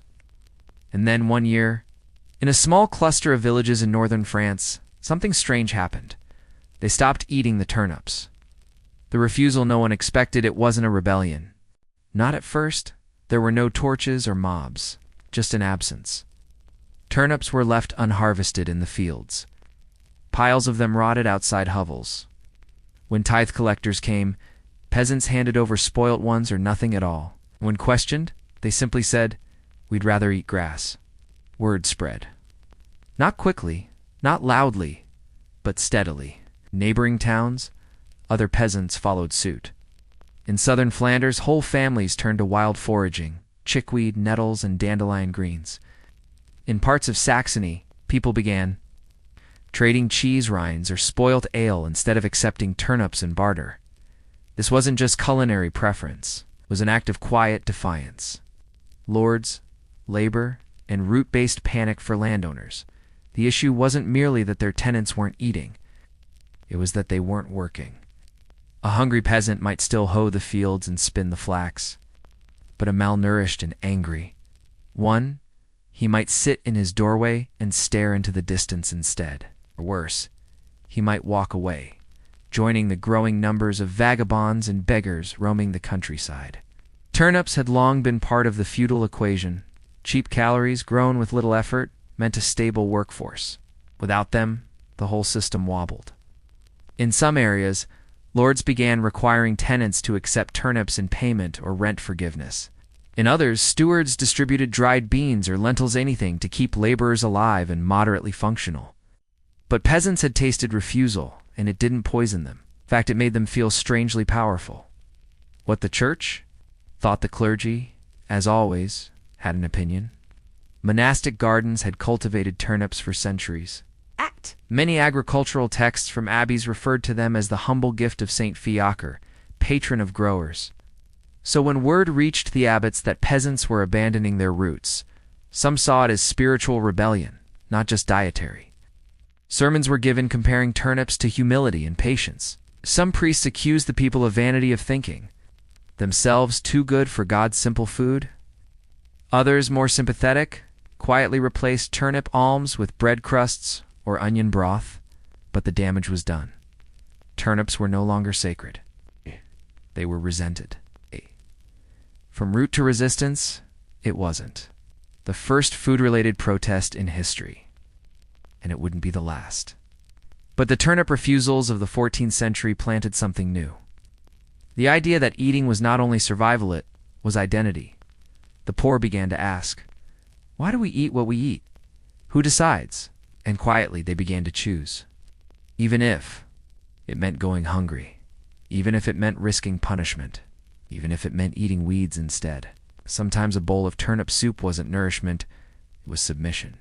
And saying no was the only thing you still owned. As you fall asleep tonight, think of that steaming bowl of bland root mash.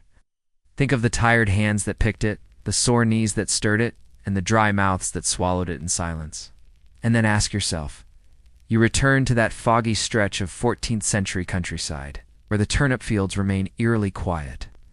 A low wind whispers through drying stalks. The soil is not barren, but it is ignored.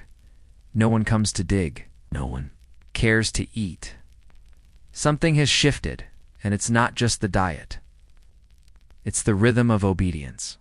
The year is 1350, and what started as a culinary complaint is about to grow into something far stranger, a question of class, of agency, and of the future of food. The feudal contract was never written in ink under feudal law. Most peasants were bound to the land, either as serfs or tenants at will. Their obligations were more understood than documented.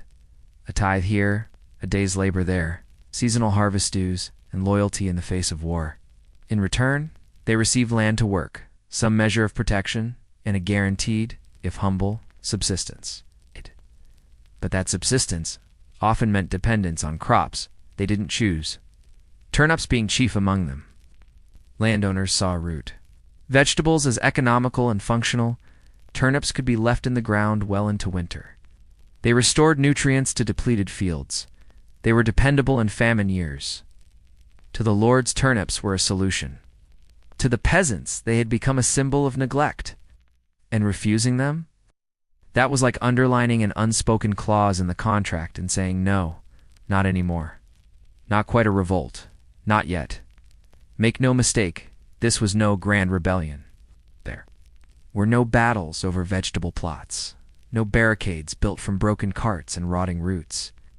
The lords remained in their halls. The church bells still rang. But peasants began to make decisions that once would have seemed unthinkable. They bartered differently. Instead of offering turnips in local exchange, they gathered herbs, wild nuts, and even mushrooms, despite the danger of poisoning, grew differently. Peasants with small strips of land began planting peas and barley in areas once reserved for roots. Defying the advice and sometimes the orders of their manorial stewards, they cooked differently. In community bakehouses, women started combining stale grains with sheep tallow or nettle mash to create crude, dense cakes. These were harder to make and less filling, but they weren't turnips. It wasn't about flavor. It was about control, the manor's response. Coax threatened replace manorial lords were not blind to this change, but many underestimated it. At first, they tried incentives. In some areas of the Holy Roman Empire, tenants were offered small rent deductions if they harvested and submitted their full share of turnips. In parts of France, seed was provided for free. Then came threats. Notices were posted crudely written or spoken aloud by reeves that failing to cultivate assigned root crops would result in land seizure. Some stewards enforced these rules. Others, themselves weary of root stew, turned a blind eye. In a few wealthy estates, the lord simply gave up and replaced root allocations with cheaper grains imported from neighboring regions. But by then, the idea had spread. Refusal was no longer about a single vegetable. It had become about what food meant. Culinary pride and peasant identity until now. Most history had ignored what peasants adored worse, treated it as a footnote. The meals of kings were chronicled, the feasts of abbots detailed to the last pomegranate seed. But here, in the villages, food was memory, dignity, and increasingly resistance. Oral traditions began to celebrate dishes that didn't include turnips at all. Elder women passed down recipes for thin porridges made from foraged greens. Children were taught that refusing bland, repetitive meals wasn't laziness, but a form of quiet wisdom.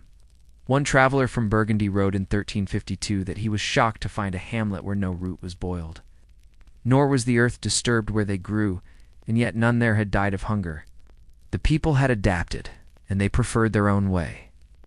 The monastic record keepers, notice monasteries, with their meticulous chronicles, began recording strange entries. The villagers of Sancal no longer accept the gift of our turnips. Lay workers at the priory have asked for oatcakes in place of root mash. The prior refuses. There is a murmur that turnips make men slow. Dangerous superstition. Some abbots responded with sermons, others with increased rations of ale to soften the bitterness.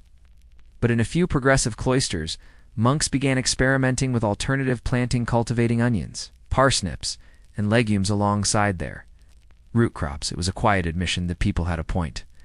Across Europe, a pattern emerges. It's difficult to trace exact dates.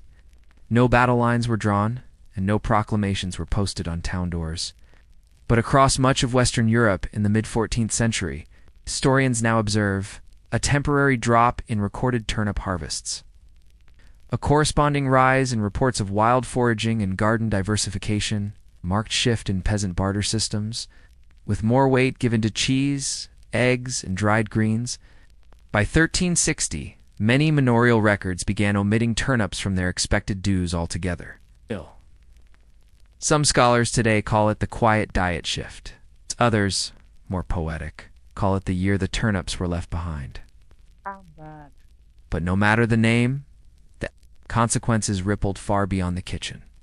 Was this the beginning of the end for feudal food control? It's tempting to view the turnip refusals as a prelude to later upheavals. Within 50 years, the Peasants' Revolt of 1381 would shake England. Uprisings in France, Italy, and the German principalities would follow.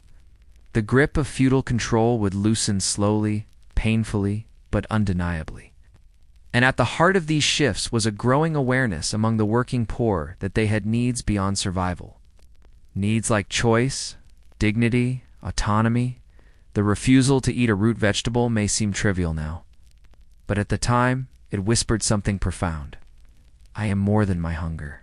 As the evening settles around your imagined village, think of those untouched fields. Think of the stubbornness it took to walk past a harvest. Think of the simple courage in saying no more turnips. And ask yourself, how often has history changed because someone refused to eat what was served? Imagine a muddy lane leading away from a manor village, its thatched roof steaming faintly in the morning dew. A donkey plods along, not hauling turnips but dried herbs and wrapped bundles of curdled cheese. On its back hangs a small wooden sign, goods for barter, no roots. It is the year 1370, and the turnip has become something more than a vegetable. It has become a metaphor for a moment when the common people quietly and without grandeur chose to live differently.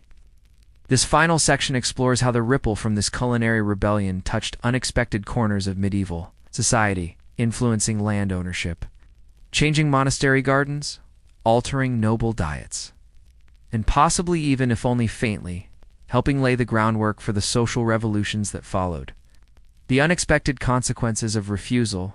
There was no grand proclamation that ended the tyranny of the turnip. The feudal order did not fall because of missing stew ingredients. But change rarely arrives with trumpets. Instead, it creeps in like lichen along a stone wall, quiet, slow, and unstoppable. Here's what followed. A quiet decline in monocrop dependence in England, France, and the Low Countries. Manorial records over the second half of the 14th century show an increasing diversification of peasant fields. Where once turnips dominated, winter plots, now beans, leeks, and hardy cabbages began to appear. Estate stewards, those paid to ensure maximum agricultural yield, noticed that multi-crop gardens brought other benefits. Soil remained healthier, fewer pests gathered. Famine, when it came, did less damage. The rise of peasant gardening wisdom. Suddenly, old women with knowledge of foraging and medicinal plants were sought for advice, not feared or mocked. Peasant recipes for winter preservations, moking nettles, pickling garlic shoots, drying mushroom slivers were transcribed into noble households by curious cooks. These skills, once dismissed as rustic folklore, became the new domestic science. A gentle broadening of culinary palates, with their peasants refusing to cultivate roots. Many lords began demanding finer foods for themselves, investing in imported spices, dried fruits, and rare grains. They told themselves it was indulgence, but it was also insecurity, a subtle competition. After all, what was the point of status if your food tasted worse than your servants'? Turnips on trial, medical debates, and clerical puzzles. By the 1380s, physicians in several regions had taken notice. Monastic infirmaries began, recording fewer cases of gut dampness and melancholic blockage, terms often associated with root-heavy diets. One Benedictine scribe in Cologne even wrote, "Since the cessation of root feasting among the field-bound poor, there has been more vigor and fewer bowel complaints. We suspect turnips are, in excess, a source of imbalance in the humors." Suddenly, dietary theory caught up with protest. Clerics argued in letters about whether turnips were a gift from God or a test of man's endurance. Herbalists debated whether they sapped vitality or merely dulled appetite. Some monks quietly added onions and fennel to their kitchens. Others doubled down on root mash, calling the rebellion a test of humility. The turnip had entered the realm of theological speculation, whispers that grew louder, political echoes. By now, a generation had grown up since that first season of refusal. A generation who had seen their parents choose what to eat. A generation who thought about land and labor differently. In 1381, when the Peasants' Revolt erupted in England, it did not begin with food, but it marched beside it. The rebels spoke of tax, freedom, and justice, but they also spoke of dignity. One chronicler described how a group of rebels stormed a storehouse and distributed the contents not by need, but by preference, rejecting dried roots in favor of barley and beer. That's not a riot of hunger. That's a riot of taste. Meanwhile, in France, bands of discontented villagers began planting food for themselves on unclaimed land squatting fields, not by building huts, but by sowing peas. The earliest communal gardens, perhaps, were not gifts of utopia, but acts of defiance. What the turnip left behind by the early 15th century, the cultural dominance of the turnip had waned. It was still grown, certainly. It remained part of winter stews. But it had lost its place as the defining symbol of peasant food. Instead, there emerged a broader set of expectations that one could choose between several winter crops. Now, the meal was not simply about calories, but about dignity. That land was not just to be worked, but questioned. And more subtly, it opened the door to the idea of saying no not to kings or bishops just yet, but to the small, daily tyrannies of life. Sometimes it is easier to push back against a root than a ruler. And in doing so, you learn how to push. The sleepy legacy of a forgotten refusal today. You can find historical cookbooks that mention the turnip winter or joke about peasant bitterness stew, but the true significance has mostly faded. It lives quietly in the fact that European cuisine, even in its poorest forms, became more varied. It lives in the survival of recipes that relied on weeds and wild greens and ingenuity. And it lives in the idea that food, even the most boring, gray, humble food, can be the first place where people imagine something better. Not every revolution begins with a banner. Some begin with a bowl. As you lie back now, thinking of smoky cottages and wind-swept fields, let your mind wander. What is the turnip in your life? What are you still chewing for? Just because someone told you it was enough? What might happen if, just once, you quietly set it aside? There's a kind of silence that belongs only to illness, the soft clatter of a ladle in broth, the rustle of someone shifting beneath a wool blanket, the nearly inaudible creak of someone tiptoeing across a wooden floor to check if breath still rises from a chest. In medieval villages, this silence was a familiar presence. It sat with the sick, waited by the hearth, and lingered like smoke. In the corners of barns hastily converted into makeshift infirmaries. And in this quiet world, long before hospitals and thermometers, a strange and surprisingly sophisticated system took root not among physicians or scholars, but in the hands of illiterate barn healers, hedgewomen, and monastic scribes. They did not use numbers. They did not measure heat with mercury, but they observed with extraordinary patience the strange rhythms of fever. They charted it not with graphs, but with patterns scratched into wood or marks etched onto the inside of cloaks. This is the story of the forgotten fever charts. Who were the barn healers? We know very little about them by name. These were not licensed practitioners of the cities. Quiet wisdom. One traveler from Burgundy wrote in 1352 that he was shocked to find a hamlet where no root was boiled. Nor was the earth disturbed where they grew, and yet none there had died of hunger. The people had adapted, and they preferred their own way. The monastic record keepers, notice monasteries, with their meticulous chronicles, began recording strange entries. The villagers of Sancal no longer accept the gift of our turnips. Lay workers at the priory have asked for oatcakes in place of root mash. The prior refuses. There is a murmur that turnips make men slow. Dangerous superstition. Some abbots responded with sermons, others with increased rations of ale to soften the bitterness. But in a few progressive cloisters, monks began experimenting with alternative planting, cultivating onions, parsnips, and legumes alongside their root crops. It was a quiet admission that people had a point.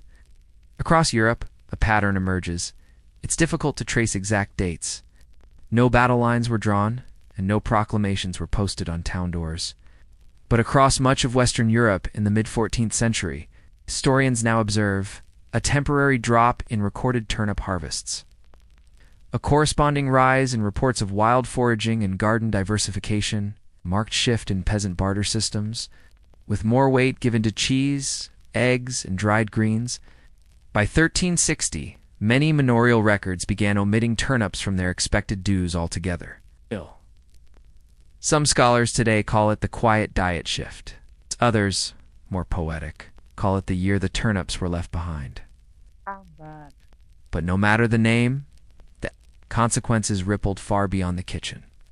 Was this the beginning of the end for feudal food control? It's tempting to view the turnip refusals as a prelude to later upheavals. Within 50 years, the peasants' revolt of 1381 would shake England. Uprisings in France, Italy, and the German principalities would follow. The grip of feudal control would loosen slowly, painfully, but undeniably.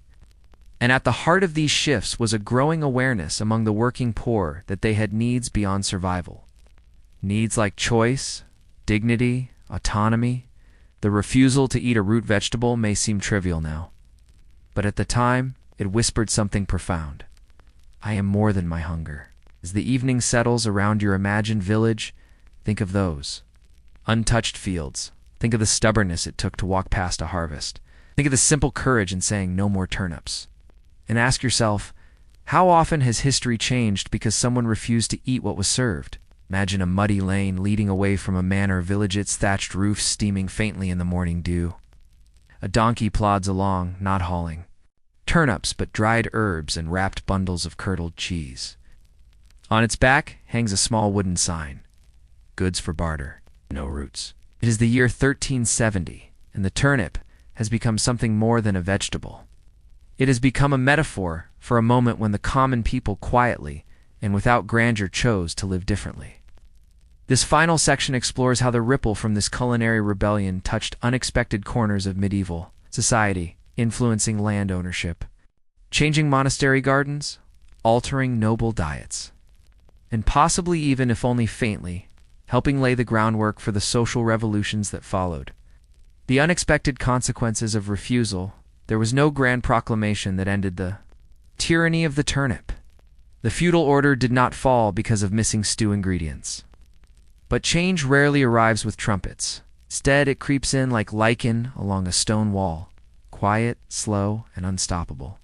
Here's what followed. A quiet decline in monocrop dependence in England, France, and the Low Countries. Manorial records over the second half of the 14th century show an increasing diversification of peasant fields. Where once turnips dominated, winter plots, now beans, leeks, and hardy cabbages began to appear. Estate stewards, those paid to ensure maximum agricultural yield, noticed that multi-crop gardens brought other benefits. Soil remained healthier, fewer pests gathered. Famine, when it came, did less damage. The rise of peasant gardening wisdom. Suddenly, old women with knowledge of foraging and medicinal plants were sought for advice, not feared or mocked. Peasant recipes for winter preservations, moking nettles, pickling garlic shoots, drying mushroom slivers were transcribed into noble households by curious cooks. These skills, once dismissed as rustic folklore, became the new domestic science. A gentle broadening of culinary palates, with their peasants refusing to cultivate roots. Many lords began demanding finer foods for themselves, investing in imported spices, dried fruits, and rare grains. They told themselves it was indulgence, but it was also insecurity, a subtle competition. After all, what was the point of status if your food tasted worse than your servants'? Turnips on trial, medical debates, and clerical puzzles. By the 1380s, physicians in several regions had taken notice. Monastic infirmaries began, recording fewer cases of gut dampness and melancholic blockage, terms often associated with root-heavy diets. One Benedictine scribe in Cologne even wrote, "Since the cessation of root feasting among the field-bound poor, there has been more vigor and fewer bowel complaints. We suspect turnips are, in excess, a source of imbalance in the humors." Suddenly, dietary theory caught up with protest. Clerics argued in letters about whether turnips were a gift from God or a test of man's endurance. Herbalists debated whether they sapped vitality or merely dulled appetite. Some monks quietly added onions and fennel to their kitchens. Others doubled down on root mash, calling the rebellion a test of humility. The turnip had entered the realm of theological speculation, whispers that grew louder, political echoes by now. A generation had grown up since that first season of refusal. A generation who had seen their parents choose what to eat. A generation who thought about land and labored differently. In 1381, when the peasants' revolt erupted in England, it did not begin with food, but it marched beside it. The rebels spoke of tax, freedom, and justice, but they also spoke of dignity. One chronicler described how a group of rebels stormed a storehouse and distributed the contents not by need, but by preference, rejecting dried roots in favor of barley and beer. That's not a riot of hunger. That's a riot of taste. Meanwhile, in France, bands of discontented villagers began planting food for themselves on unclaimed land, squatting fields, not by building huts, but by sowing peas. The earliest communal gardens, perhaps, were not gifts of utopia, but acts of defiance. What the turnip left behind by the early 15th century, the cultural dominance of the turnip had waned. It was still grown, certainly. It remained part of winter stews. But it had lost its place as the defining symbol of peasant food. Instead, there emerged a broader set of expectations that one could choose between several winter crops. Now, the meal was not simply about calories, but about dignity. That land was not just to be worked, but questioned. And more subtly, it opened the door to the idea of saying no not to kings or bishops just yet, but to the small, daily tyrannies of life. Sometimes it is easier to push back against a root than a ruler. And in doing so, you learn how to push. The sleepy legacy of a forgotten refusal today. You can find historical cookbooks that mention the turnip winter or joke about peasant bitterness stew, but the true significance has mostly faded. It lives quietly in the fact that European cuisine, even in its poorest forms, became more varied. It lives in the survival of recipes that relied on weeds and wild greens and ingenuity. And it lives in the idea that food, even the most boring, gray, humble food, can be the first place where people imagine something better. Not every revolution begins with a banner. Some begin with a bowl. As you lie back now, thinking of smoky cottages and wind-swept fields, let your mind wander. What is the turnip in your life? What are you still chewing for? Just because someone told you it was enough? What might happen if, just once, you quietly set it aside? There's a kind of silence that belongs only to illness, the soft clatter of a ladle in broth, the rustle of someone shifting beneath a wool blanket, the nearly inaudible creak of someone tiptoeing across a wooden floor to check if breath still rises from a chest. In medieval villages, this silence was a familiar presence. It sat with the sick, waited by the hearth, and lingered like smoke, in the corners of barns hastily converted into makeshift infirmaries. And in this quiet world, long before hospitals and thermometers, a strange and surprisingly sophisticated system took root not among physicians or scholars, but in the hands of illiterate barn healers, hedgewomen, and monastic scribes. They did not use numbers. They did not measure heat with mercury, but they observed with extraordinary patience the strange rhythms of fever. They charted it not with graphs, but with patterns scratched into wood or marks etched onto the inside of cloaks. This is the story of the forgotten fever charts. Who were the barn healers? We know very little about them by name. These were not licensed practitioners of the cities. Tucked under the bed, a fever named was a fever watched. A watched fever was, somehow, more manageable. From a modern point of view, this seems absurd, but it points to something profound, a cultural understanding that illness was not invisible. If you knew how to look, to these healers, fever was not a ghost, it was a guest. It's difficult, unpredictable, but traceable. The healer's silence in the later Middle Ages, especially in regions under church scrutiny, many barn healers became deliberately quiet about their methods. They had learned often the hard way that being too competent could attract suspicion. The church didn't mind you helping the sick, but if too many recovered under your watch, or if you kept records that looked too much like divination, questions would follow. Thus, much of what was passed on between women was done oralichance, patterns, herbs, and rhythms. In the fever charts, they became less visible. Some were hidden in floorboards. Others were disguised as weaving patterns or prayer notations. Occasionally, they were scratched into the beams above sleeping patients where no one would think to look. This secrecy meant their methods were preserved only in fragments. A scrap of linen here, a marginal note in a missal there, a whispered chant recorded by a curious friar. And yet, through all of it, the patterns remained. A rare survival. The Cloisterwood logs, one of the only surviving continuous medieval fever logs, comes from a tiny monastic community in eastern Norfolk, known as Cloisterwood. Over 37 pages, likely penned by a single monk healer between 1370 and 1385, we read about fevers of shepherds, novices, and traveling pilgrims. He used the bell times to mark symptoms. Matins, breath shallow, moist cheek, terse, no speech, left eye clouded. Vespers, sudden sweating, asked for bread, lucid. He added Symbolsteiny flames for spikes, raindrops for sweats, and moons for sleep. In one heartbreaking sequence, he tracks the decline of a boy over 9 days. 4th day, fever smiles, then hides. Heat comes back stronger. The log ends abruptly. The boy's name, Benedict, is never followed by an outcome. What? Through it, we see the method. Patient, rhythmic, and deeply humane. Why the fever charts faded by the late 1500s? Medicine had begun shifting. Anatomical studies, Renaissance science, and printed textbooks replaced many oral traditions. Fever charts were now based on pulse, respiration, and degree. And while more precise, they were also more removed from the patient's context. Barn healers, gentle mark-making gave way to medical abstraction. And yet, some of the principles remained.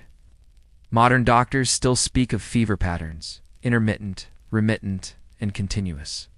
We still log symptoms across time, even if now it's in spreadsheets and apps. The quiet rhythm of the medieval fever log echoes in every hospital nurse's shift report. The care is more clinical, yes, but still human. And perhaps we owe some of that human thread to the barn women, the moss blotters, the cloth counters, and the watchers who hummed softly by the straw beds. As Section 2 comes to a close, you might find your mind wandering to the idea of timing, not just in illness, but in healing, grieving, and growing. Because if the barn healers were right, then fever is not chaos, it is rhythm misunderstood. And that raises a lingering thought. What other rhythms are we too impatient to notice? The barn still stands. Its thatched roof has sagged into a bow, its beams warped by time and rot. But if you pressed your palm to one of those ancient timbers, if you really listen, you might still feel a whisper of warmth. Somewhere in the wood grain, etched long ago in charcoal and patience, is a line, a mark, then another, then a space. A record not of medicine as we know it, but of the daily commitment to notice, to care, to stay. This final section is not about fever itself, but about the people who watched fever quietly disappear from their hands and what we lost in the process. The shift toward official medicine by the 16th century, the landscape of healing in Europe had changed dramatically. City physicians were no longer mysterious travelers with herbal kits, but men with university credentials, guild ties, and Latin lexicons. In London, a new college of physicians demanded standards.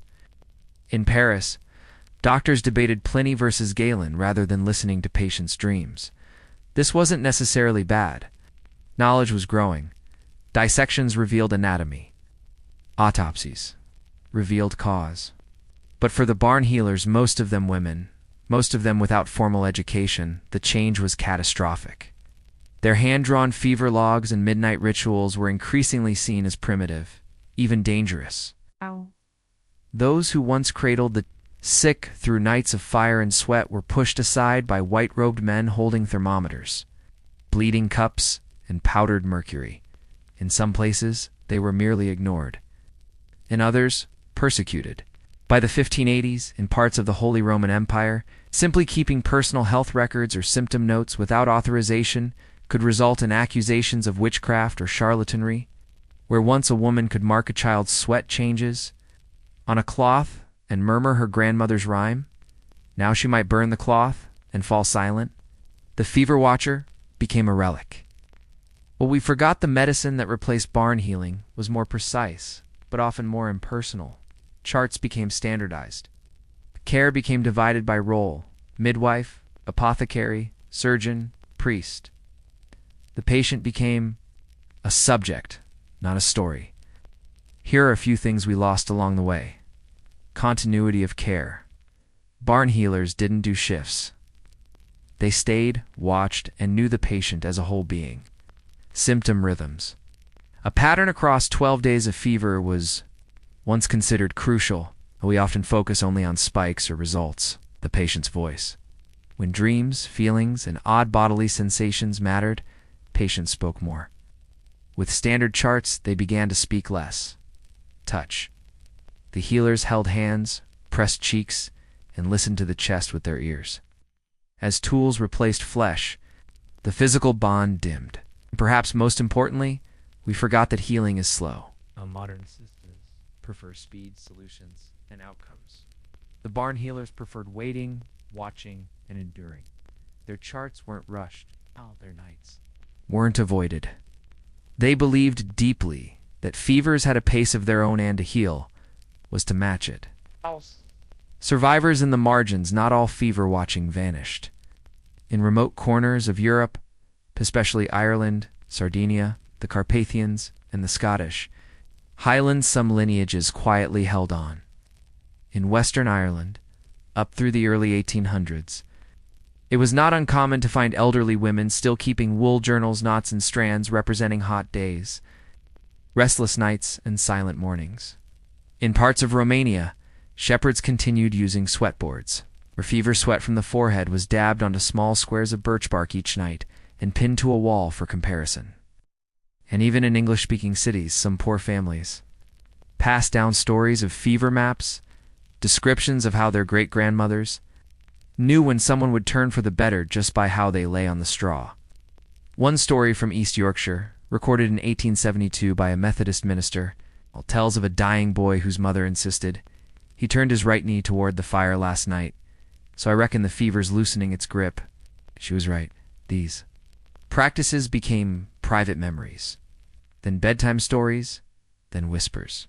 The last fever watcher, one of the last documented fever watchers in England, was a woman named Martha Webley, who lived in a small cottage in the hills of Shropshire in the early 19th century. Martha was not a midwife, nor a doctor, nor a trained herbalist.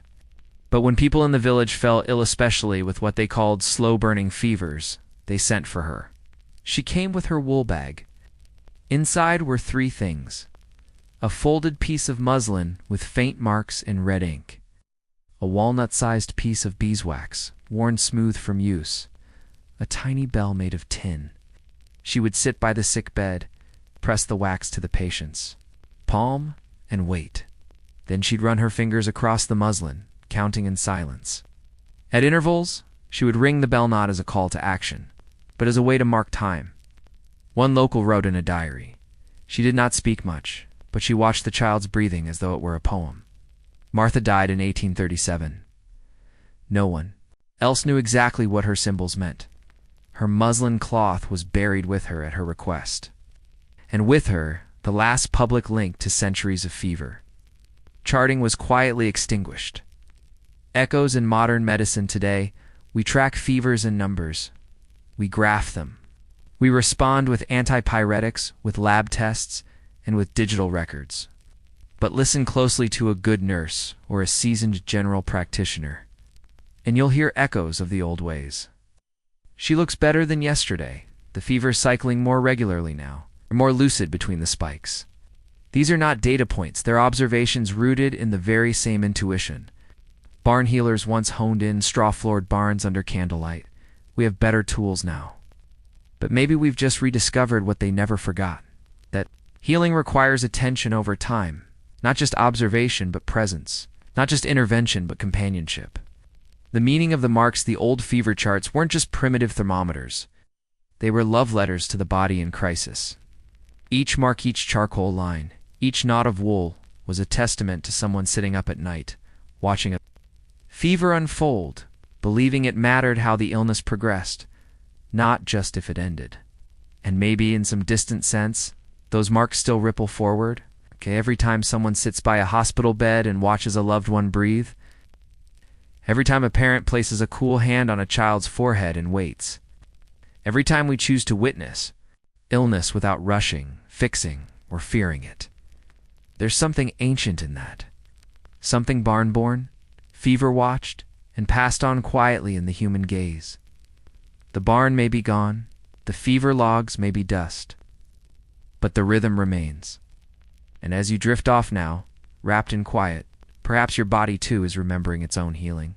Patterns, the ways it warms and cools, rests and stirs, through nights both ancient and new. So here's a thought to end. If our ancestors once trusted the body's rhythms so completely, could we, despite all our modern tools, learn to trust them again? You wouldn't think that a single pot of boiled water could change anything, let alone change the fate of a medieval village.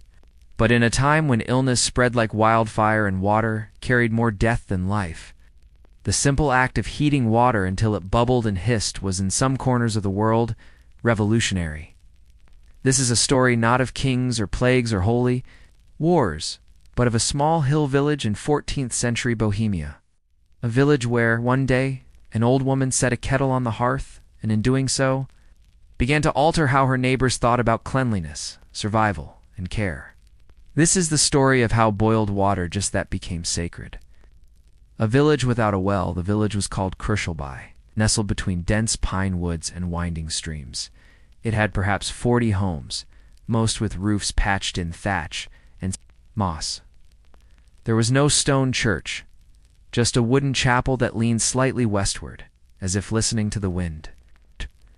What Kirschelby did not have, in those days, was a well. Instead, the villagers fetched their water from a spring about a quarter-mile down the slope. The spring was shallow and lined with slick stones. When it rained, it grew muddy. When the snow melted, it overflowed. And when animals came to drink well, they didn't always leave it clean. It was water enough to drink if you were used to it. But people still sickened often, especially in the warm months. Stomach cramps, fevers, loose bowels. The village. Priests called it the flux. Children called it the belly fire. And like most places in Europe at the time, the people of Kirschelby didn't boil their water. Why would they? Boiling water required wood, which was labor, time, risk. You used fire for broth, for porridge, and for dyeing cloth. You didn't waste it on plain water, something the earth gave freely. To most, the idea of purifying water was laughable. Water was either blessed by God, or it wasn't. The midwife with the scalded hands, her name was Bodana, and she was not from Kirschelby. She'd come from the southern regions of Moravia with a small pack on her back and a folded strip of birch bark she called her ledger. That ledger was filled with tightly scribbled notes and a mix of Latin, Czech, and herbal symbols. Some thought she was a nun. Others whispered she had fled a monastery or a war. But mostly people just called her Staruska the Old One. Bodana did not command respect the way priests or landlords did. She earned it quietly. She helped the village women through births, through fevers, through sleepless nights, and through miscarriages. She never charged coin, only food and firewood. And in winter, when the snow came high and the bellies groaned from rot-gut water, she never got sick. That's what people noticed first. She drinks from her own pot, someone murmured once, and it was true. In her low cottage at the edge of the pine, Bodana had a blackened copper kettle. Every morning she filled it from a clay jar, hung it over the coals, and waited until it whistled. Then she'd pour it into a lidded bowl, cover it with cloth, and let it cool. Only then did she drink. She boiled all her water, even for washing, even for soaking roots, even for her goat. Most thought this strange, maybe even suspicious. But then came the fever summer of 1347. The fever summer, it was a dry, fly-filled summer. The spring water grew murky by June, a dead. Deer was found upstream in July, and by August half the village was sick. The flux came quickly, striking first in the children, then the elders. Bellies cramped, limbs grew weak. A foul smell settled in the houses like sour milk. Donna was everywhere. She walked from home to home with her kettle, her strips of linen, her willow bark paste, and her crowfeather fan. And something curious happened. The families she tended didn't get worse. They often recovered faster. They sweated but didn't dehydrate. They stopped vomiting after a day, not a week. And most of all, those who drank the bitter tea she made from her boiled water, they stopped dying. It wasn't magic, it was hydration. It was cooling cloths. It was fluids that didn't carry more poison into already weak bodies. But in a time when illness was explained by bad air, sin, or demons, Bodhana's practices felt almost miraculous. And one by one, the villagers began to ask, "Can we use your kettle?" Boiling becomes a custom within months. It wasn't just Bodhana boiling her water. One household began to keep a fire lit all day. Another asked the blacksmith to shape a wider-bottomed pot. Children were sent to gather extra pine for fuel. There was no declaration, no law, no divine vision. Just the slow, quiet spread of a new habit fueled not by ideology, but by results. In spring, fewer villagers fell ill. The babies born that year survived past their first winter. The sick healed with fewer relapses. And in time, the boiled water became more than a remedy. It became a ritual. Water boiled before a child's naming, before the start of planting, before the first snow fell. People whispered prayers over their kettles. Songs were sung to mark the boiling time, even. The priest, who had once scoffed at Bodhana's foreign superstitions, began offering blessings for warm water in his sermons. An old habit in a new world. We don't know what became of Bodhana. Some say she returned to Moravia. Others say she died peacefully in her hut, her ledger buried beneath a tree. But the practice she left behind endured. When traveling clerks from Prague came through in the 1360s to collect census data, they noted that the inhabitants of Kirchelby observe a curious custom of heating water before drinking. The report called it a curiosity, not a miracle, not a revelation, just a habit. But as with so much of history, it's the small habits, the dull, daily, easily forgotten ones, that shape what survives. Kirchelby would suffer again and later. Plagues, but it would always have boiled water. And in the long memory of the village, the old woman with the kettle remained a quiet saint. And so, next time you wait for your kettle to boil, next time you hear that rising hiss and see the little plumes of steam curling upward, you might pause and think, how many lives were changed by this? And how many more, silently, were saved?